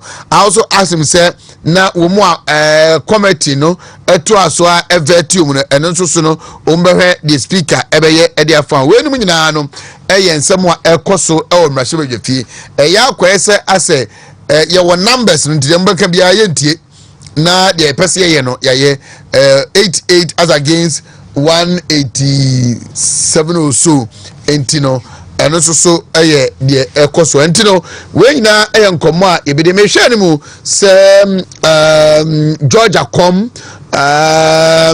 Dr. Samuel Free ene Ishache Ebrobe eba betrase na menumu edi nkomo na yahwe de eno so vis-a-vis ene daily graphic enkomo am de abedi menim say amon for do na so no free na ekono afei ena ye be dimu nkomo pa awuramu yi omu ambe ya argument for the teacher training allowance say ye be ye free honum na ya replacing with student loan or say enhanced student loan na eno so no na other things are omubeye.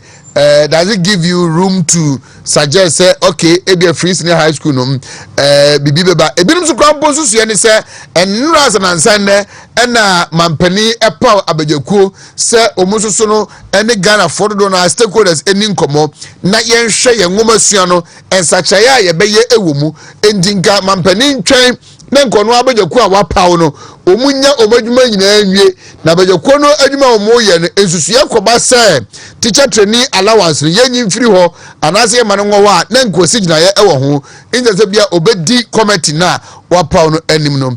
Don't forget that there is a committee on national economic dialogue and no ho and after committee and also on educational reforms and so honum inti committees no ebe miensa asenai ena mampani apawa omina edi dwumaso ko currently obia edi dwumadi na omuwia omode ho nsem abakotenanim constitutional review is a commissioner committee and also so in Sachaya was ye fire mamra no 1992 Republican Constitution and also there is a committee I think 21 member committee Professor H Kwesi Prempe and also so edanoa omuso ehwe omuso ede no honum ti committee de mampani John Dramani Mahama wate bebrebe ennan asenum na watetea ebia no eye omudwumadie enti one that is specifically for educational reforms and also restructuring of education no ena nipa ni bi kasenka otwen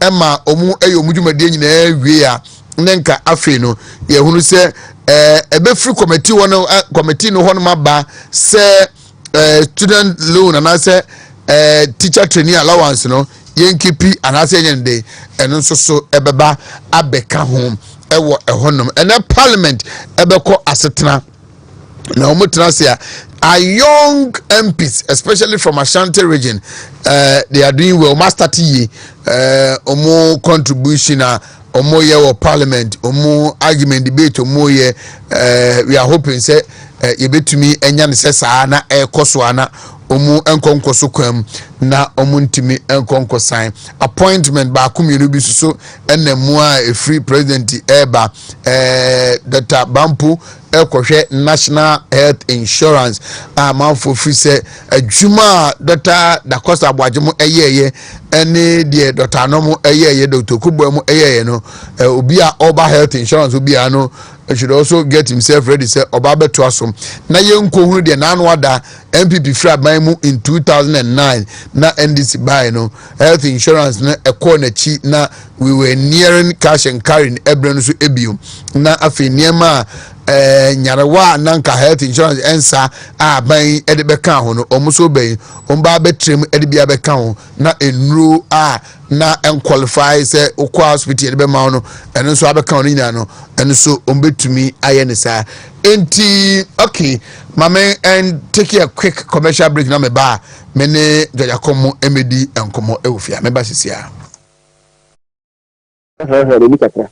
so bi ade bi some truth na so kan kakra ibi no ka de kakra betare ho de that is ato nti sa nipa ni bi o ha metimi aka so bi ejuma no metimi aye however it doesn't distract from us what make can say ebi anka ye makwan ye bisa wo mo a o metimi aka make baby was ato me din who dance is here but 2022 budget ato the thousand bi say oni nipa mi ne kaza asem no Erikopoku wey spokesman on a Greek Eric so one person we gidi on muso bituma ye adwuma but Eric be kaza asem bi so if anything 2022 e come be Ghana no ni see 1982 no rambo no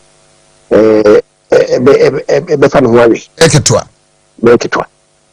atiase me ka kire o say track record of government in Yema Ejinaye ne masa masa nso atoka bi edi nyina so na ma de kan sa asem no ambemu edi anka ye betinga o ma kwan a obetime bisa no sa asem no edi from abontin ko bi bisa sa asem no nyina so be na wo atiase these are matters I say nyina hwe na enya shohu but so u bisa me a appointment committee ni nyama mbinu a me dem ji say anko yie I think a section of the Ghanaian people also have some questions on say the type of questions are nominee so no it is supposed to be restricted to the office now okwako hold no and I say on one case nipedia na brabo a wabo niema waye nyina no it comes into the vetting no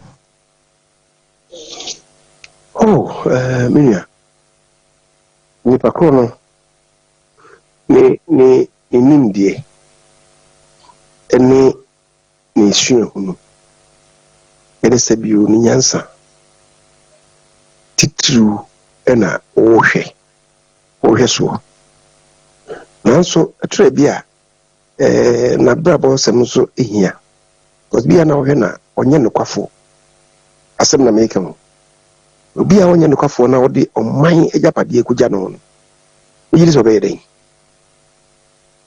odi oman be fa kwan bi so a ebe wie no ebe nse obedada oman no fa koti kwan bi so a ye ne bia ye nwonwora yiise nipa no onimdie etisen a odi man esika man japade be hye ne nsa na afi wodwene ho mienu ndi sa ne mani nyina nso eho hia overturning for the competence overturning for the knowledge overturning for the experience any bibia, but nipa brabo mu so ho asem nso ehia nipa we dada for on kana kure okobu obi ra ko yesei o akosi dan bi wa eda na okosi ye no nim obi dia ena o ma langas ko gina ho no gi ade ni fini nsem onye no kwafo ebi asem ko ada so court se bi o sikenti wo hwe nipa no a ede no ye ne dia.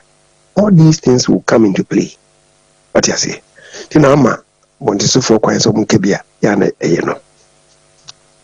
Personally, are you okay with questions that ever nominees and then the answers they are providing? Let me say, you better be brewa minya kwan hwebi. Was me say minya kwan hwebi. Onye say me me ma be bra at the same time. We hear so many things at the same time. Transition team be. Transition when let me do tinti my pa you reports na me ka ho pa those reports. The time I be am betting na we bo some be reports na ne one.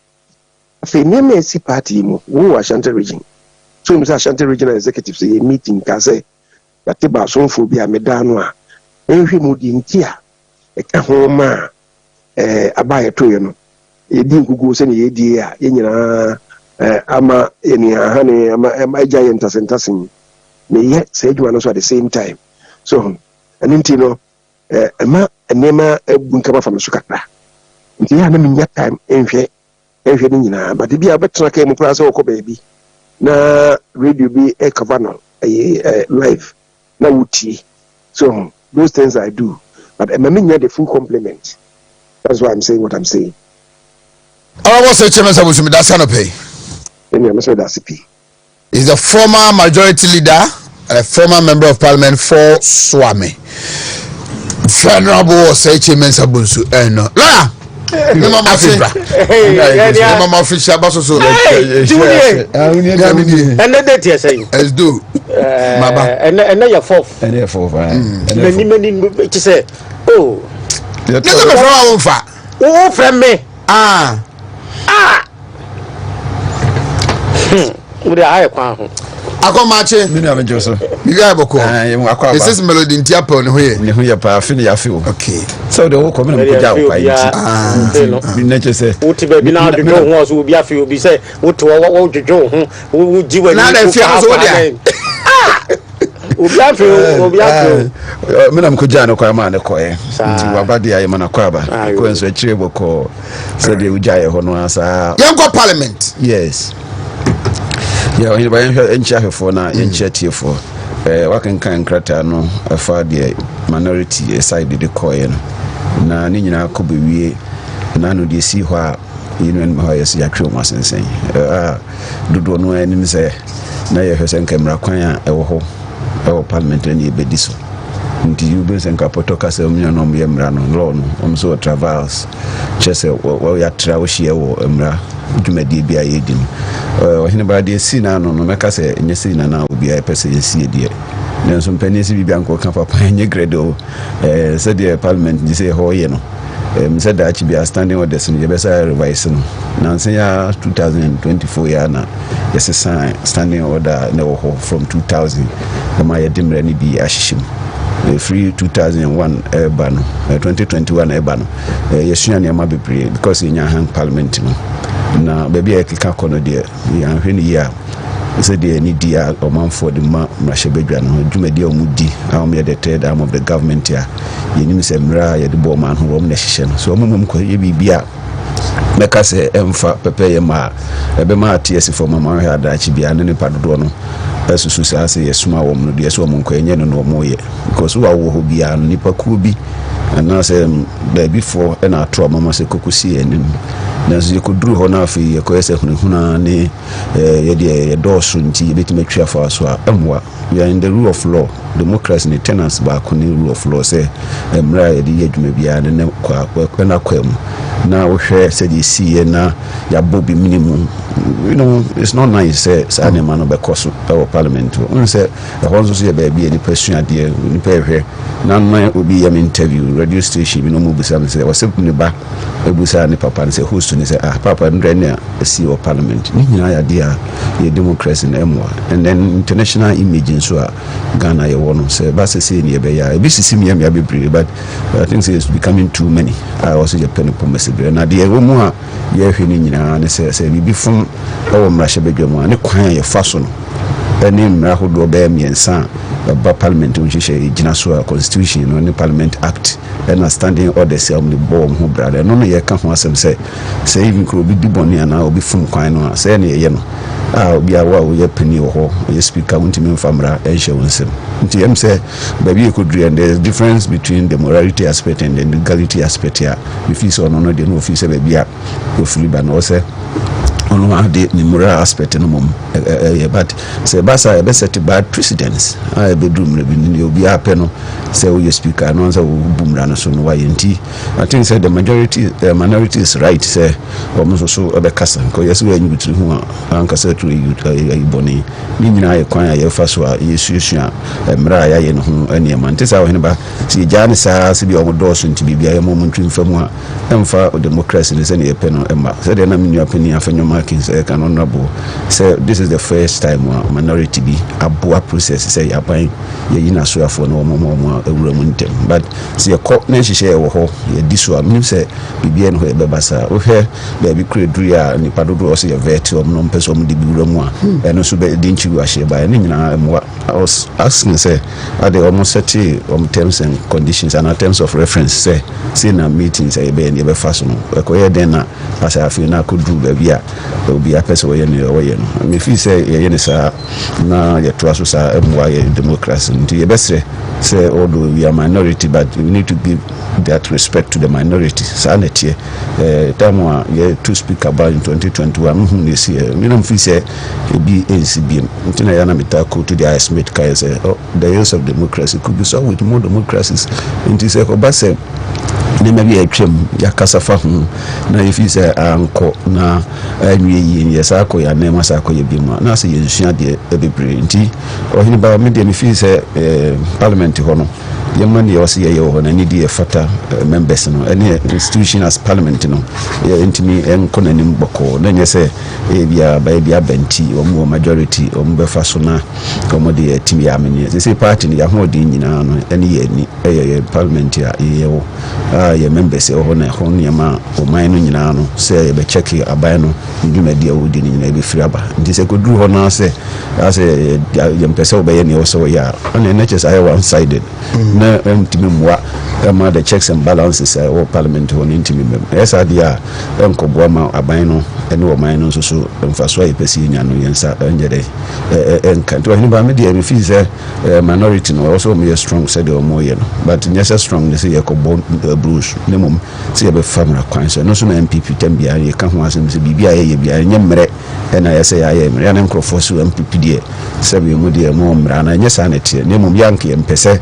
de obi aye no ye so ye be ye bi two wrongs do not make right nti so be fum kum obi so fum nyadai emia na ye ka ho asem se ndi se for ntiki on do advantage ne mum so de fa kwan so sese na mra ne tie ne no say ye de ye fa so dem no kan standing orders ne bi even we hear standing order no cry baby could do baby or cry the severity of the situation and the case in the chair punishment here man we are first offender we are 4 days 8 days then third situation we are so on call base we are more than we are 12 days with not exceeding 9 months ntimi mu nyina yemra mo na mtintimi yo but say basi obi fun wo ha ntimi nyina ho nka say de me pena me na mo very fair to the privileges and immunities board committee no ma frɛ no no ko mu wia o ma sa be pass resolution no me ma ho ansana say bia e betwe mo aso a ya twe mo aso nti ni nyina ye ne ma me fi say democracy na ye de bo o man ho bra ne be ma aye dwuma ne mfa aso bi mra nti sa be ma parliament ho nsensem no de bia na oyini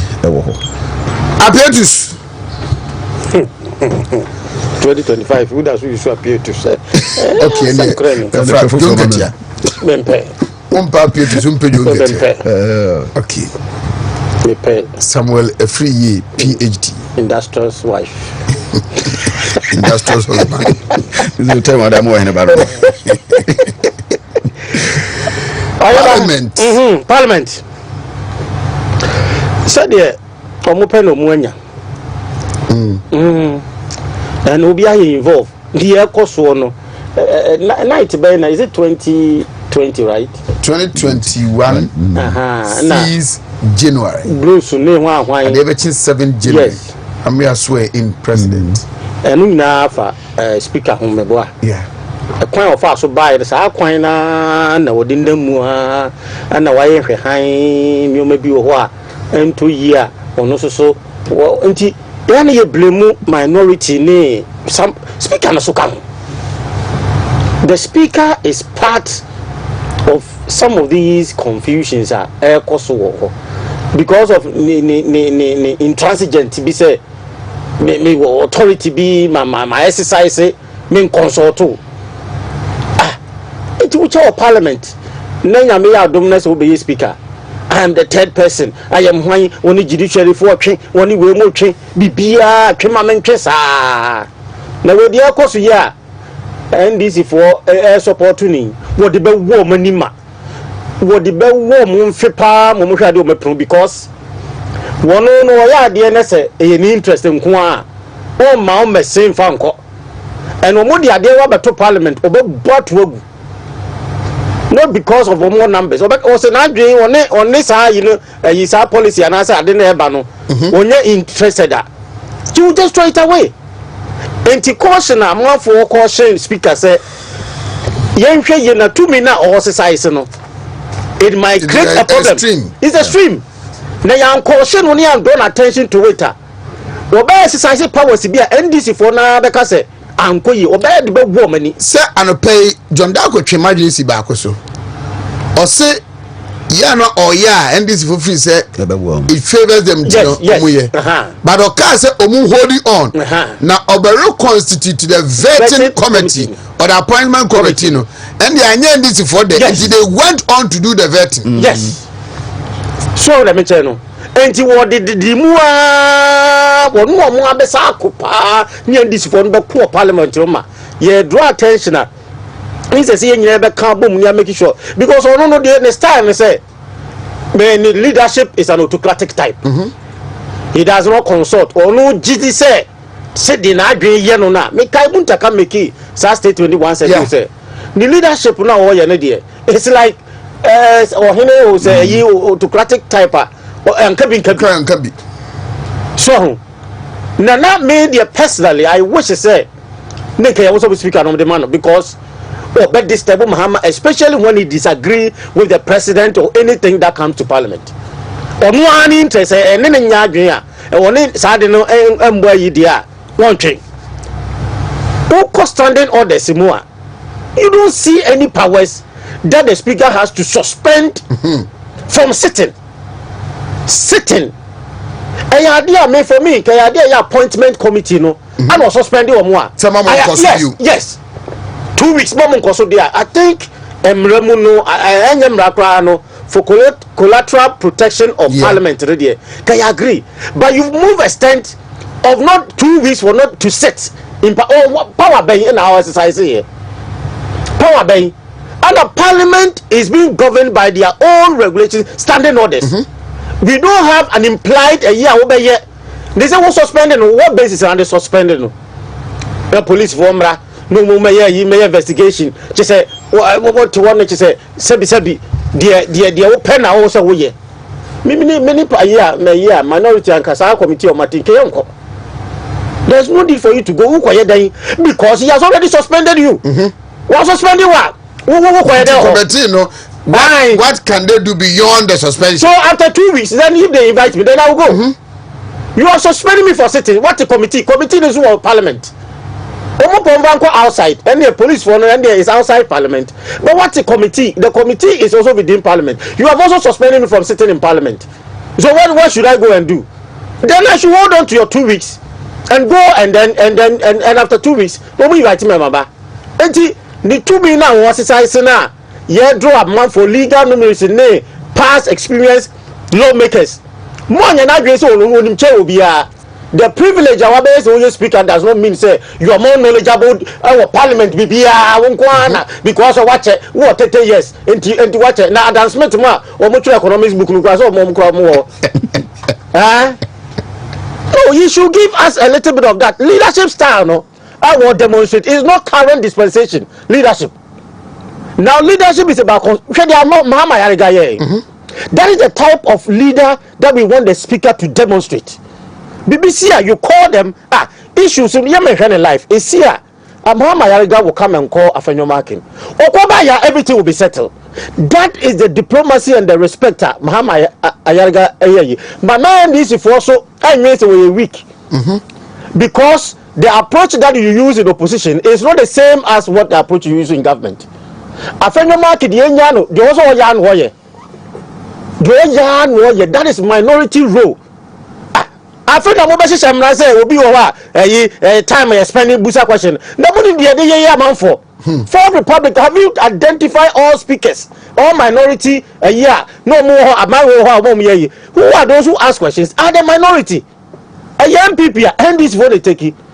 Mahama Yariga will ask questions. A lot of they will be asking a lot of questions.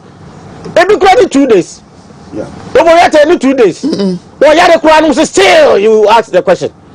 Now, but they are more majority, I don't know, bisa questions, baby. Oh, majority. That is what my make them even weaker in parliament. So, more gains and numbers, no, and the more are stronger. Then, if you can make your numbers stronger, if you adopt the approach of Mahama Yariga, you should know. Because Mahama Yariga, we should approach her. Who bring it the minority on board? Why you minority for want to Munkabu? All because who know Meshia Ayabia. But Ube is who stand more numbers, Afenyo market minority, they have nothing to lose. And it will go into the advantage if you don't perform. And it's a strategy that minority leadership be you cannot begrudge them. Me and Kofa Kotrasing Koshemra will be able be 3 hours, 5 hours. Your CV, your candidature, your personality, and your engagement as a politician, and only a hand would be a question. Some say we won in Namaya politics, and I say, okay, can say someone who here now be drew her to check and turn out be doing Busawa. Most say who here is unnecessary questions. It's unnecessary questions. Every man many 10 minutes. Every man many 30 minutes. Almost way. Almost so they should give us a break, and speaker should learn from Mahama Yariga approach. If not, he will create more confusion than what he is seeing. Or Pawanfa parliamentary rules be standing, hanging, or order be it will not work. Standing and hanging. Yes, it will not work because so as a Sunday approach of handling people in parliament, it will be very difficult. One way ways than they hand parliament, you know. Right. The can say Penifon Tenase. No, titi to cashier won't ye. Then what they want minority for what the woman, what the President Mahama Palmer or her next time, you know, because who share the kind of approach chairman one week. Yes, 1 week appointment 1 week. He is adopting Mahama Yariga approach because so harder. I didn't go phone to me. So Babani Ejra Mano to Babani Ejra is a munkunya, ye sent to Bibia, Babani Ejra, what you have a question? There's a ways of doing a lot of things. See, it's more or more a new hard way to solve issues. They should learn from Mahama Yariga approach. Mahama Yariga syndrome and now say the diplomacy they should learn. But I'm highly disappointed. Say Greater Accra, Minister Mamusana. Say no, Yaridia, I don't have any problem. Somebody who is coming to hold a capital city of Ghana. Greater Accra. You see, greater. The Mamusana question, hey. Adaya, Muna, no. This evening, no, the buyer, no, why was him no, and you was him. Why don't you ask him, Nisivi, say, listen, at least spend 10 or 15 minutes. Man, can vision for are the parliamentarians in parliament for us to serve us, and I said they are there on their own. Sometimes they will be there for their own. Sometimes they also be there because I was. It looks as if when the issues concerns them, they marry it. No more massage for some convenience. Well, because me just you. A whole minister for Greater Accra. No question. Yeah, no, I saw it. Mister Oyare dia, mi kamini problem. Oyare kwa na. Greater Accra region. Yen postpone no. Greater Accra, a region that comprise traffic and there issues will be a war of mining maybe or. And you didn't ask any question, all because it belongs to you. Samako mumuna yeah. Said dear pa, at least spend 10 minutes or 15 minutes. On can was I think there was a regional minister be a half or so. They spend even 10 or 15 minutes. What man can was and 2 or 3 questions. At least ask her, what is your vision for Accra? You just let it go, and then it be more dear, we'll spend more hours. But that way, dear, I am disappointed in the appointment committee for doing that. And it doesn't speak well. Yes, now I say, a man for thinking, say, Muyi Muno, a ya no cre. They should treat everybody in a way. I can't do almost on pray Friday, it's a Thursday or so, no mukonto kwano. They don't want like, oh, but it's 30 minutes. They asked him less than 30 minutes. It was okay. And when we were Muse, ebi mu ya arrogant. Ni atage Matthew Poku Pempe so arrogant. Arrogant be in a chain. Sam George. You know what to you know. Arrogant be. Omuno muso mo corruption fighters hwan ni you so overall say you say you say Pentagon say do you. All these people now they are rented up. It is omuniska omude yi. And there's no investigative I need to find out. Now doc, the answers that they provided as a yafane say agro ye di won ho few no, should it end there? I wasn't by now critical issues. I wasn't by now abrochire industrial's wife, the wife no, he has to be investigated because ejuma be na we ye. Yes, the right times that we government they say yes, I was that he can spend that much on your husband. When no can you more financial intelligence and now will be once he said the source of income, the wife is taking care and they don't have any information, they should have started now. No more investigating how he's able to have all this money. Offer now Abrakwa. What was he on so where you rented? Airport Hills. A day millions of dollars. Also rented. Oh, at least MP. I think for how many years? 20 years, maybe. Yes. So to rented here. But you know, you rented apartment, and there is a man that is posting as Jesus Christ to ensure say all people who are sinners.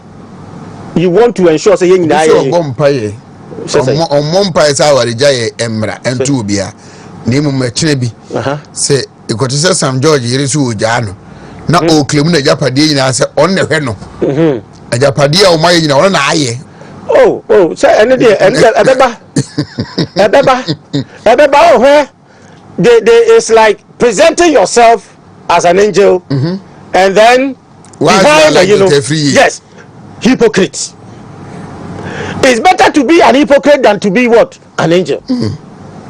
Niye who say no say now which is what there who say na what here, but we behave as if say we are fighting why already why nam so why na kosua answer the to what kosua answer the to we present as if also playing na playing there economy ni business come na be abobo ya kwa no befa e dia ko US abobo ya because we are what to say there we are lower people that you want to represent them and others there omusika omanya no eye konfo omawiawia there wo die wo wia bi there's nothing wrong minini mienu owie school mini madwuma waye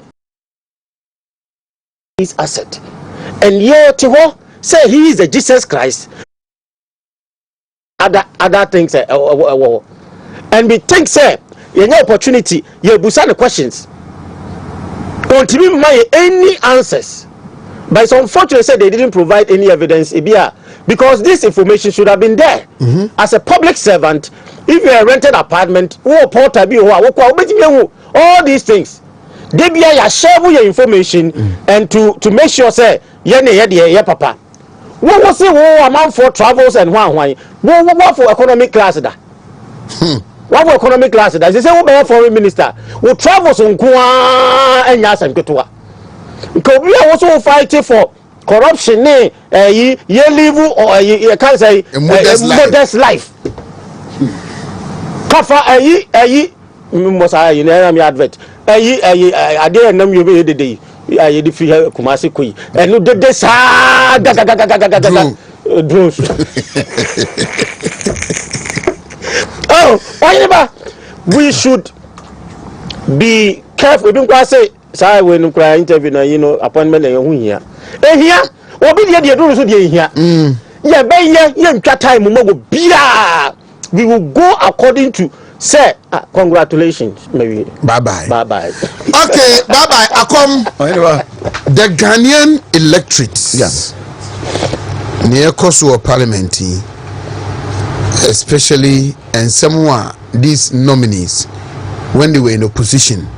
And some of them kafa abane ho, some of them kafa ministers be CEOs be ho. Policies are omo challenge the feasibility and the impact on the Ghanaian people. Na ene sharply omada omano praise the same policies bomb periphobia baso say nyankopon kra enkwatenti ni hira de mamu for what they did. Had the politician come to realize the Ghanaian electorate obetimi dampen anything on him or her for political power and we are no abesa na beka fofrana because fifikwetemu vetting ze mu kafa je ekufo mu kodu enim de mu kaaye ene assess biu. Is it that the Ghanaian electorate is so gullible that obi abetimi a play to what he or she wants ana anybody the host no say asambia meka bia no meka say mekasa bebum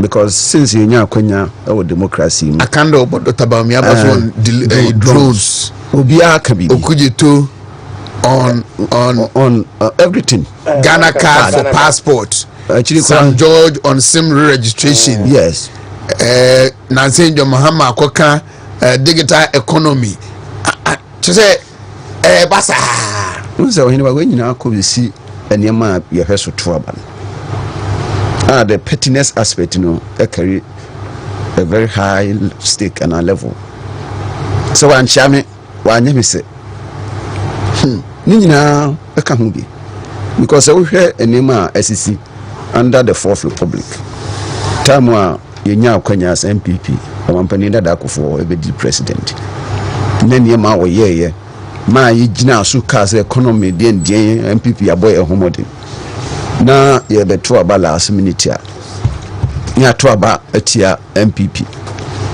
ama MPP akọ opposition tamu NDC ba ya omampani dada akofo ni hobim na omampani dada akofo obi ye reference ya kofo aben aprenso de kofo apenso de na metro mass ho kofo apenso de na health insurance ye adwuma kofo apenso de na school fee di adwuma kofo apenso de police wi eboae nso so ye kura na gina asa na ma no so to aba editia party no ebia na ewo mu nti won se na me ka kire se ase ye nsua de gba akon ye nsua de pa o abatro tambie obi ahwe the current situation se come do bi nde kura na so onkoto aba won we say free senior high school aba na tuaka se come do bi nde na so okoto aba ni wire be fi se ebia daachi bi no policy bi eba no obenya ho mfaso hwene ma Dr. Mahmoud Bawumia list here senko nya konya be di president or the beba na no obi si da bi on pair no ofisi ya be ka kire ni se economy no exchange rate akosoro obi kofa nema nipa beta onyamfa so amnante so munya adwuma nye say last time catch you say me eni madubi o ha o ka say me hweso nto aba because at the chrono an ibe but policies bi o ha boa dodo na fi nim say leadership wo say bamu a yebetimi akowe ye nim as a country ebi na o make reference to Ghana card you say abeye ade a obi anim say buy no de mfaso bibira ba bibia ye bia ye gina so say was say basse or be beye passport in there the man nko ho bim nem Ghana card no ana ye de beye enso time na ba hu say we buy time me ma was la usu yes ye sim card registration hwede esi ye ele wasa akofa ho asema ba say ye say home student loan trust no mo betwa we mo no mo dia abishim taking away teacher training allowance everything and then yeah that answer na e bia wo mo ba minim means o mbe ye anybody ye me kan say Ghana for ya wo me ntwe boase na nsem ankrofo kan ye ntase ne se bese panic dia ba ye kam ye se wo abeti metwa ntro do na ba wo wi because bibie ni ho a na kire se MPP I mo no homodene the other areas bi wo ha eno ne de din ya you need to control me can say ye ko ye nim no ka nima elsa e bitimi apage abrabo but key areas bi a aban no sha say 20 what say 17 no hu sa hanye me bi a health insurance ka ho matua banking sector whole clean up exercise ya hye hokna ene nima bi bredum so mu nyina gina ne nan so e ma be wi akiri kwa no bi a refi dum so bi wo but enu achi nyina no yesa ye mpuntuduma hodo miamia bebre but eni nyina Ghana for if he said debi say oh we do me arrogant you can say na do dan kwakufa do nye wa anye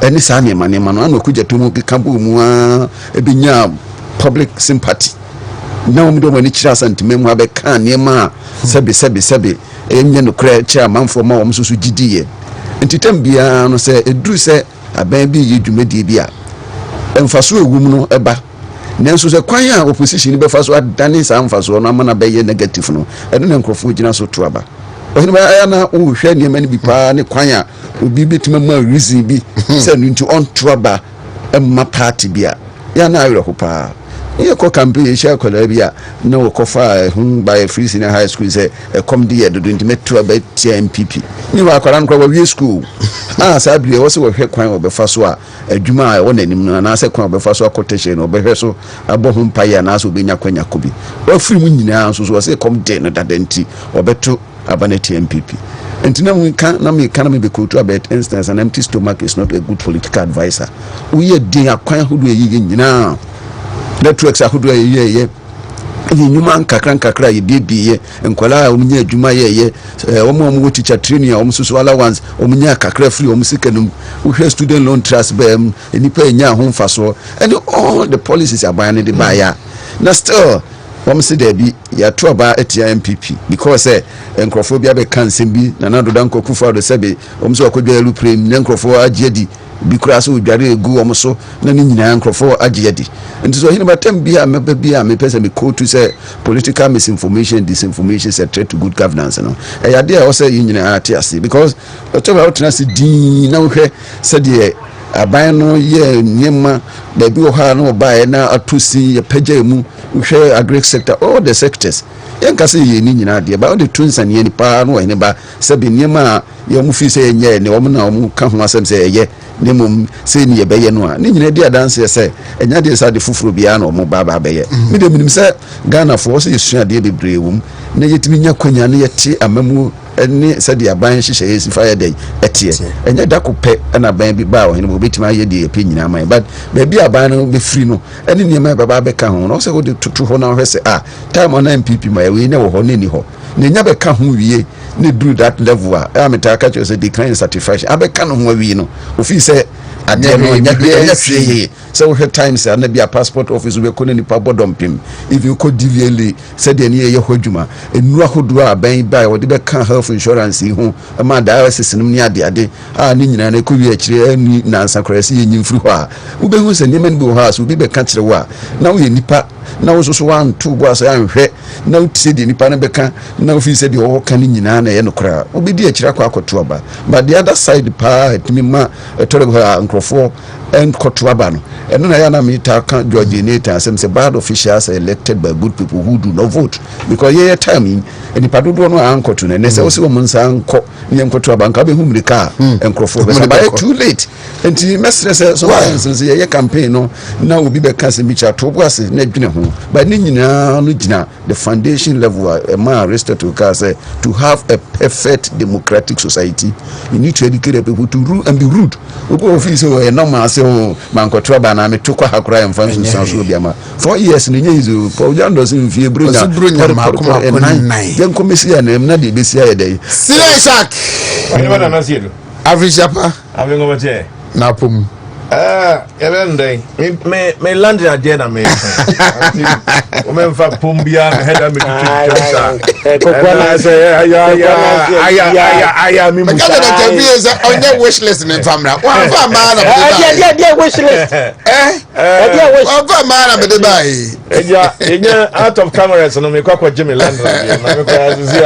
I'm free man watch it. I'm free man watch it. 20 years, about 2005. Wow. You know, oh, come on. Meira wa he. Just my uncle show can I buy you. Every corner. Yeah, Parliamentary kakra vetting questions, responses if free eba the posture of the Speaker of Parliament and so kakra and other matters. Oheneba.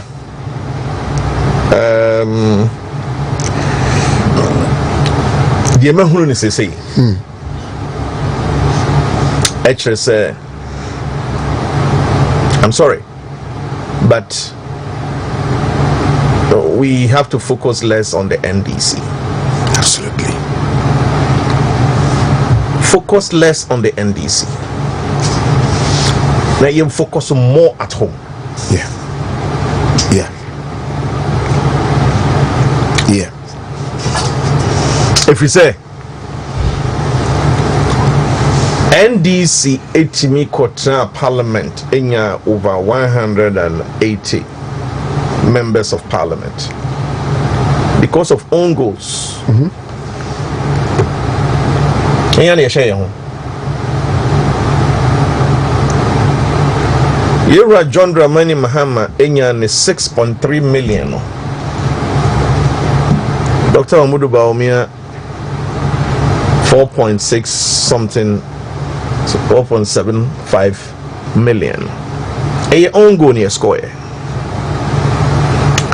Enti Nansay Mitieti and Komono Facebook especially because Jumedia and Peniford Yeka home Ashanti region for the past best 3 weeks there. Semenya Emre Ashe TV, radio, even social media, but of course, there were a lot of political platforms to where there are issues. But I'm making that passing comment. Can I address the issues now? With it to Abontino say, I say MPP should feel more. Na omo free crime about Kumasi babe ye niema bi edia sevu omo future political face ningina should shut up. Ningina nka omo nontom. The all-paid national chairman, the all-paid general secretary, the all-paid national organizer, women organizer, edienyo, wona all-paid flag bearer, wona all-paid the obia pebia this will be at the tonchain.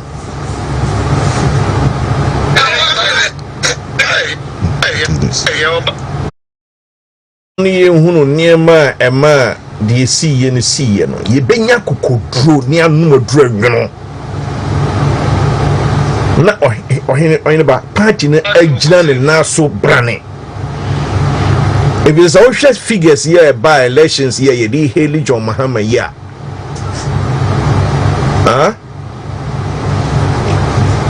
Ye timi share ye niema ye before the way I'm on for a bussy fool from no.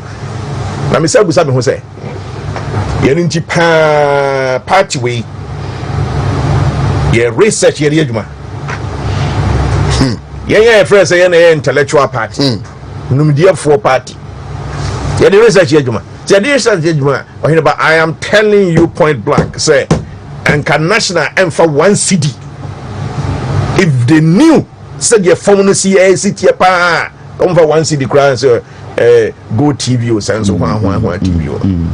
Sika ashemi a change sika bia. It was not worth it. From what we know now, no, it was not worth it, and it means that na ye ankasa no na you need solid internal research ma e catch yourself from ye, and that abana among phone koto. Tia say ni e ka say ni e dantini e kono ne 16,000 nominee and all of that. Sir, is it? What I know now, no. Dr. Usumensa, right? Nobody should expect me to say I'm going full ballistic attack on the NDC. And no. I was even saying here, say, the second quarter of the year. Then when you have the full complement of the governance structure, or ruling the policies and programs, then you can go into it. Dear me posturing, they say. Until so, because until so, Juma and I say, your partner yare. Tien sana yare and sana. Yako abonte. Bonkwa, wobugu. Nenemobu. Uti de kwako. Amani ye. Uti de kwako mani ye. It's a misplaced kind of, for me, what I know now is completely misplaced conversation. Somebody attacking NDC. I'm sorry. Of course. I'm sorry. Okay? Or in the budget eba somewhere end of March. And now say, beginning April. But me sure say eba March. And I mean come be share free. If you say afa na me hu say okay, the budget directional or the echo align with the policies and in the programs. Your car say obey. How dear na afei SSA afei nimdie for chassis eduso niema mu where dear tete one e kwhwe yes we dey comedies we dear call parliament dear for Hansen yes a bit higher rich I will touch on it but you touch on it next year first year in address you be fie yes I can fear some near galvanize supporter because it's very very clear say the new patriotic party lack a scientific approach to elections. Quote me everywhere.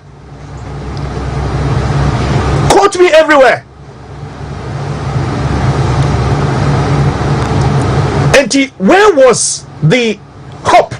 Say now you had to portray yourself and say we are going to win. If indeed the things that we have unraveled, saying na abufu and woman and conform said necessity, and a young trouble and so say and na it was not worth it sending any people behind home. And when I make no, and about to out here now, but now Bogumbe, now go and can now anyone can send Kagua Krana, Katama now the best and what did that now the same breath. Yanya near the tuna fee. And you did to the fear for and fear for your majesty about the end. I didn't know the way here. I didn't know the way here. I the for bang the castle for Frubia Parliament vetting Ecosi. So Ufula spectacular Aben Abatabonting. I give an F for. Yeah, good to.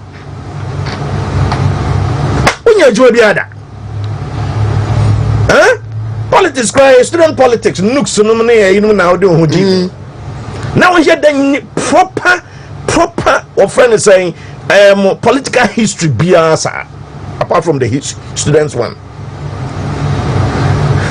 and then with him $3 million I feel they also know the unia kumadia utia 15,000 of friends saying dollars a month. Now Parliament Bosumi if you can say say we uhuna just say comfort sample ebi say na juma wa ye ne niema wo so wo no ana sa wo ye free wudim now say enye wudim ansem a wo ka enom ne ayi na Afenyomarkin is the hero. Say he a politician na say we a focal point say the whole Ghana or no not even John Mahama. Afenyomarkin is still in the show. What you say?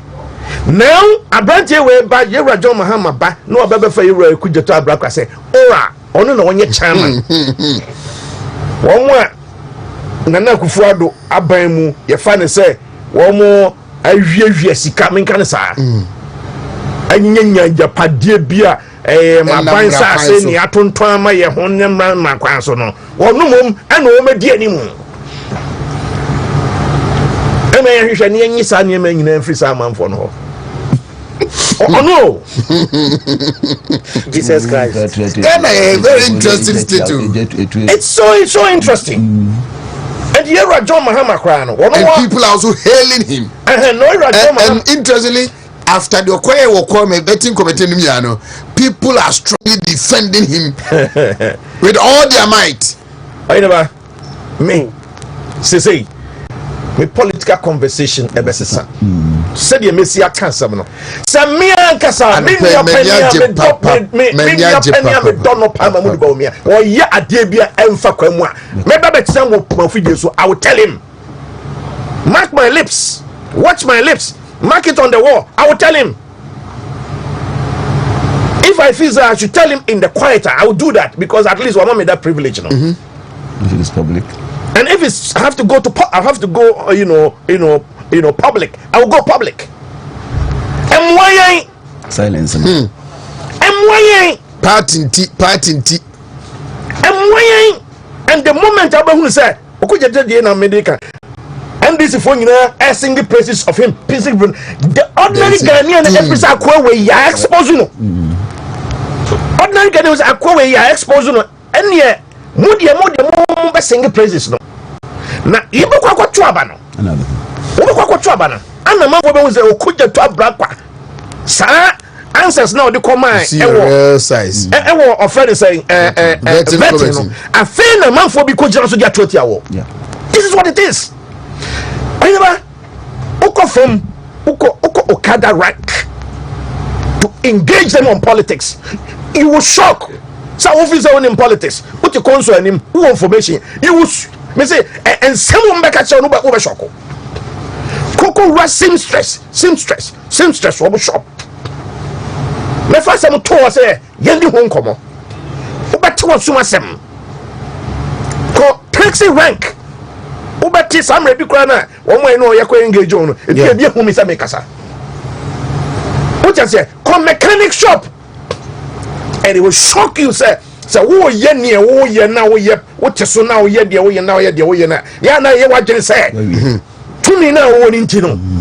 Adia, oh, ye na fair. The ordinary Ghanaian, the way was your measure, what born cocomuti po at the atoa, what they tell, what they about what done. Okujeto Abrakwa. Said here, offend saying, Yewra Afenyomarkin, as you expose no. Has he a dental woman? I don't know. What I say? Well, say, you must say, teacher training allowance, call me what? Umuntum. Kindly. Say a kind. You kind. First, it is Umuntum. Yeah, say a kind. Anybody younger? Yeah, it's also it's our graphic online. As I'm over. As well be pet to me, no. Okay, I see on chem. So a chem, the Akufo-Addo the Aba. Oba on chem. Any that almost in immediately. Yeah, that be. I fed you almost quite education forum. I never feel free. Yeah, National Economic Dialogue. Any education forum. Yeah, constitutional review. Committee and a tripartite committee on wages and in place of that, don't enhanced students loan. Yeah. Yeah, rhetorics we yachabreo. One more term. Students' loan will never be enhanced. No. Yes, God. A blueprint.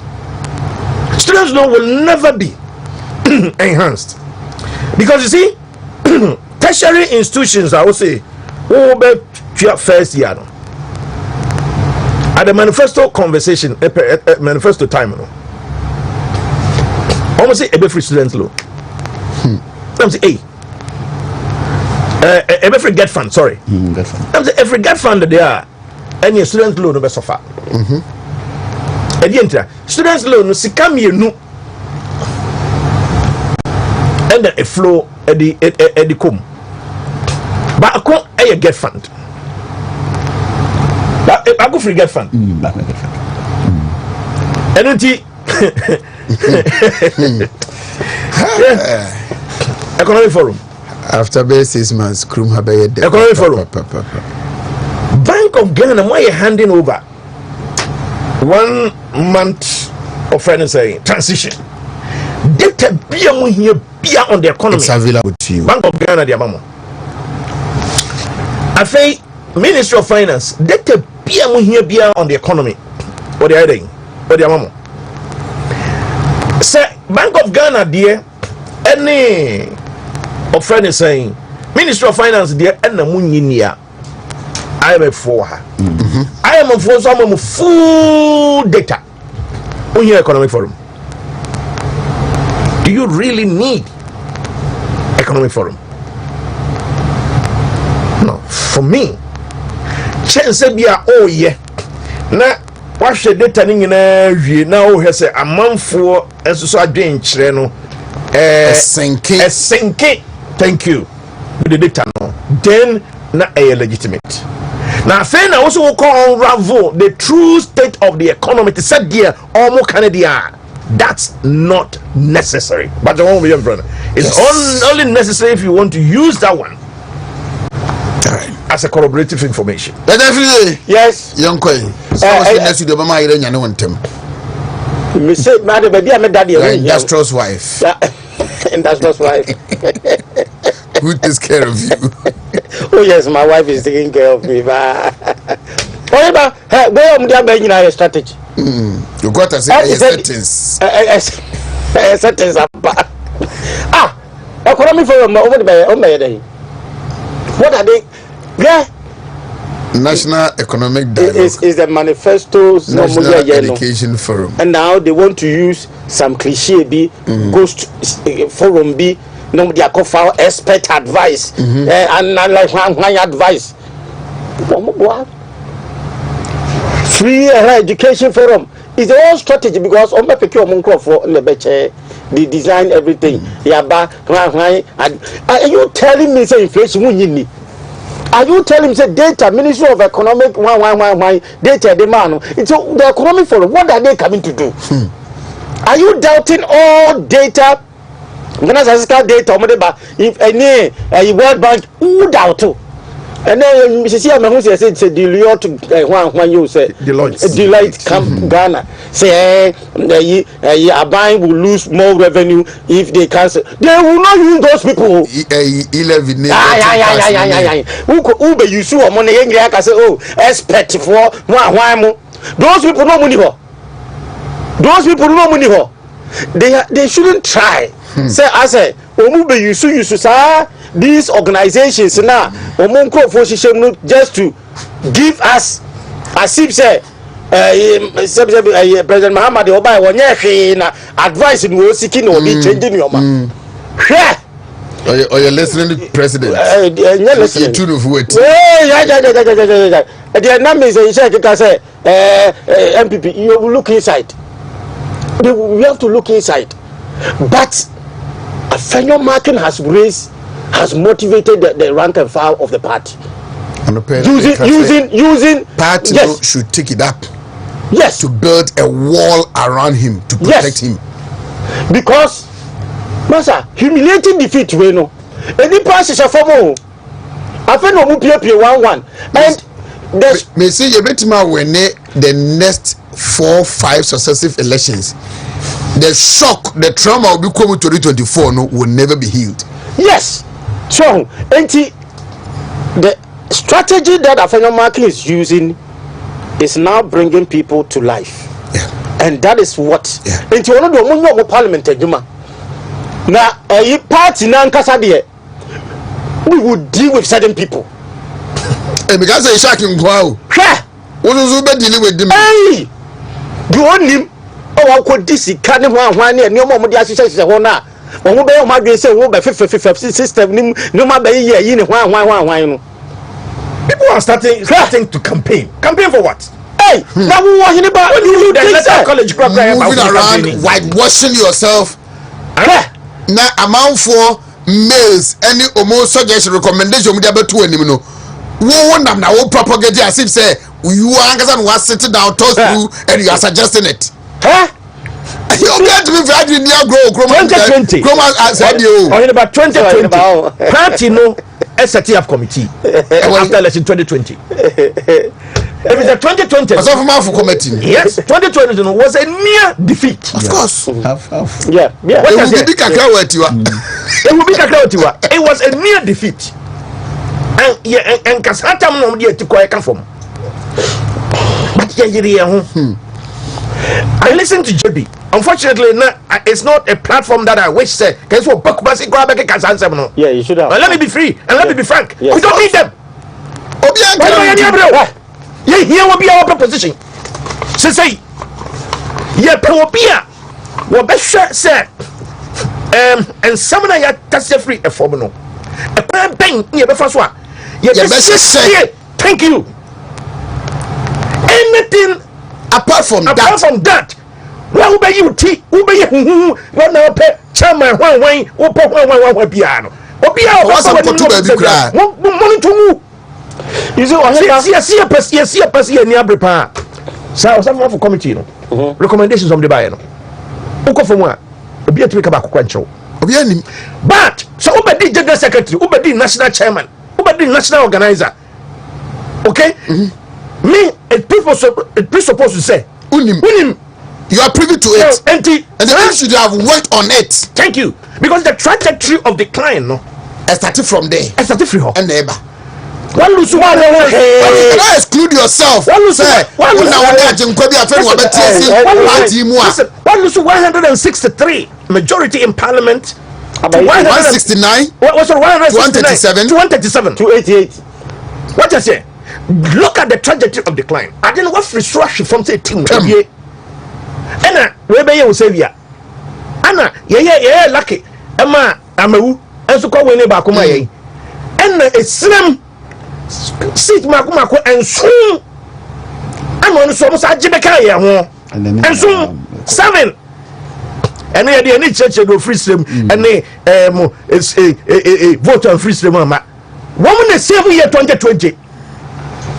At the Nakufado vote a decline almost 1 million to half.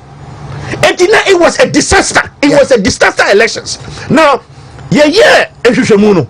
report on the Moya day. Again, committee no, and then so to committee no. Okay? Oheneba region mandator on the man, regional executive council at the man penning for a bison yesono. Huh? Yeah, national for and your party for one yet your mo. Your tea party for you are. Yes, I tear you. Now, one dear no one mandate no. Only from one interview. I said it is skewed. No, not that is. Almost 100% party people, former DCs, former MPs, former delegates. Hold up a check. Interview. Now, a business try some putting impediments on what the region wanted us to do. A complement of people in the party. Compliment from people outside the party. But we're not talking about this yet. Yeah. But if and a recommendation 2020 no. No, be church why this and why that. Why this, why that? Men are here Jesus Christ. And you lose election. well this year target is a misplaced priority. Of course. Yes, na yen sorry Fancy Di Maria and in the team no bar with a sports buffet 1 p.m. and I'm best channel pa 6:30 to 9:30 best transit na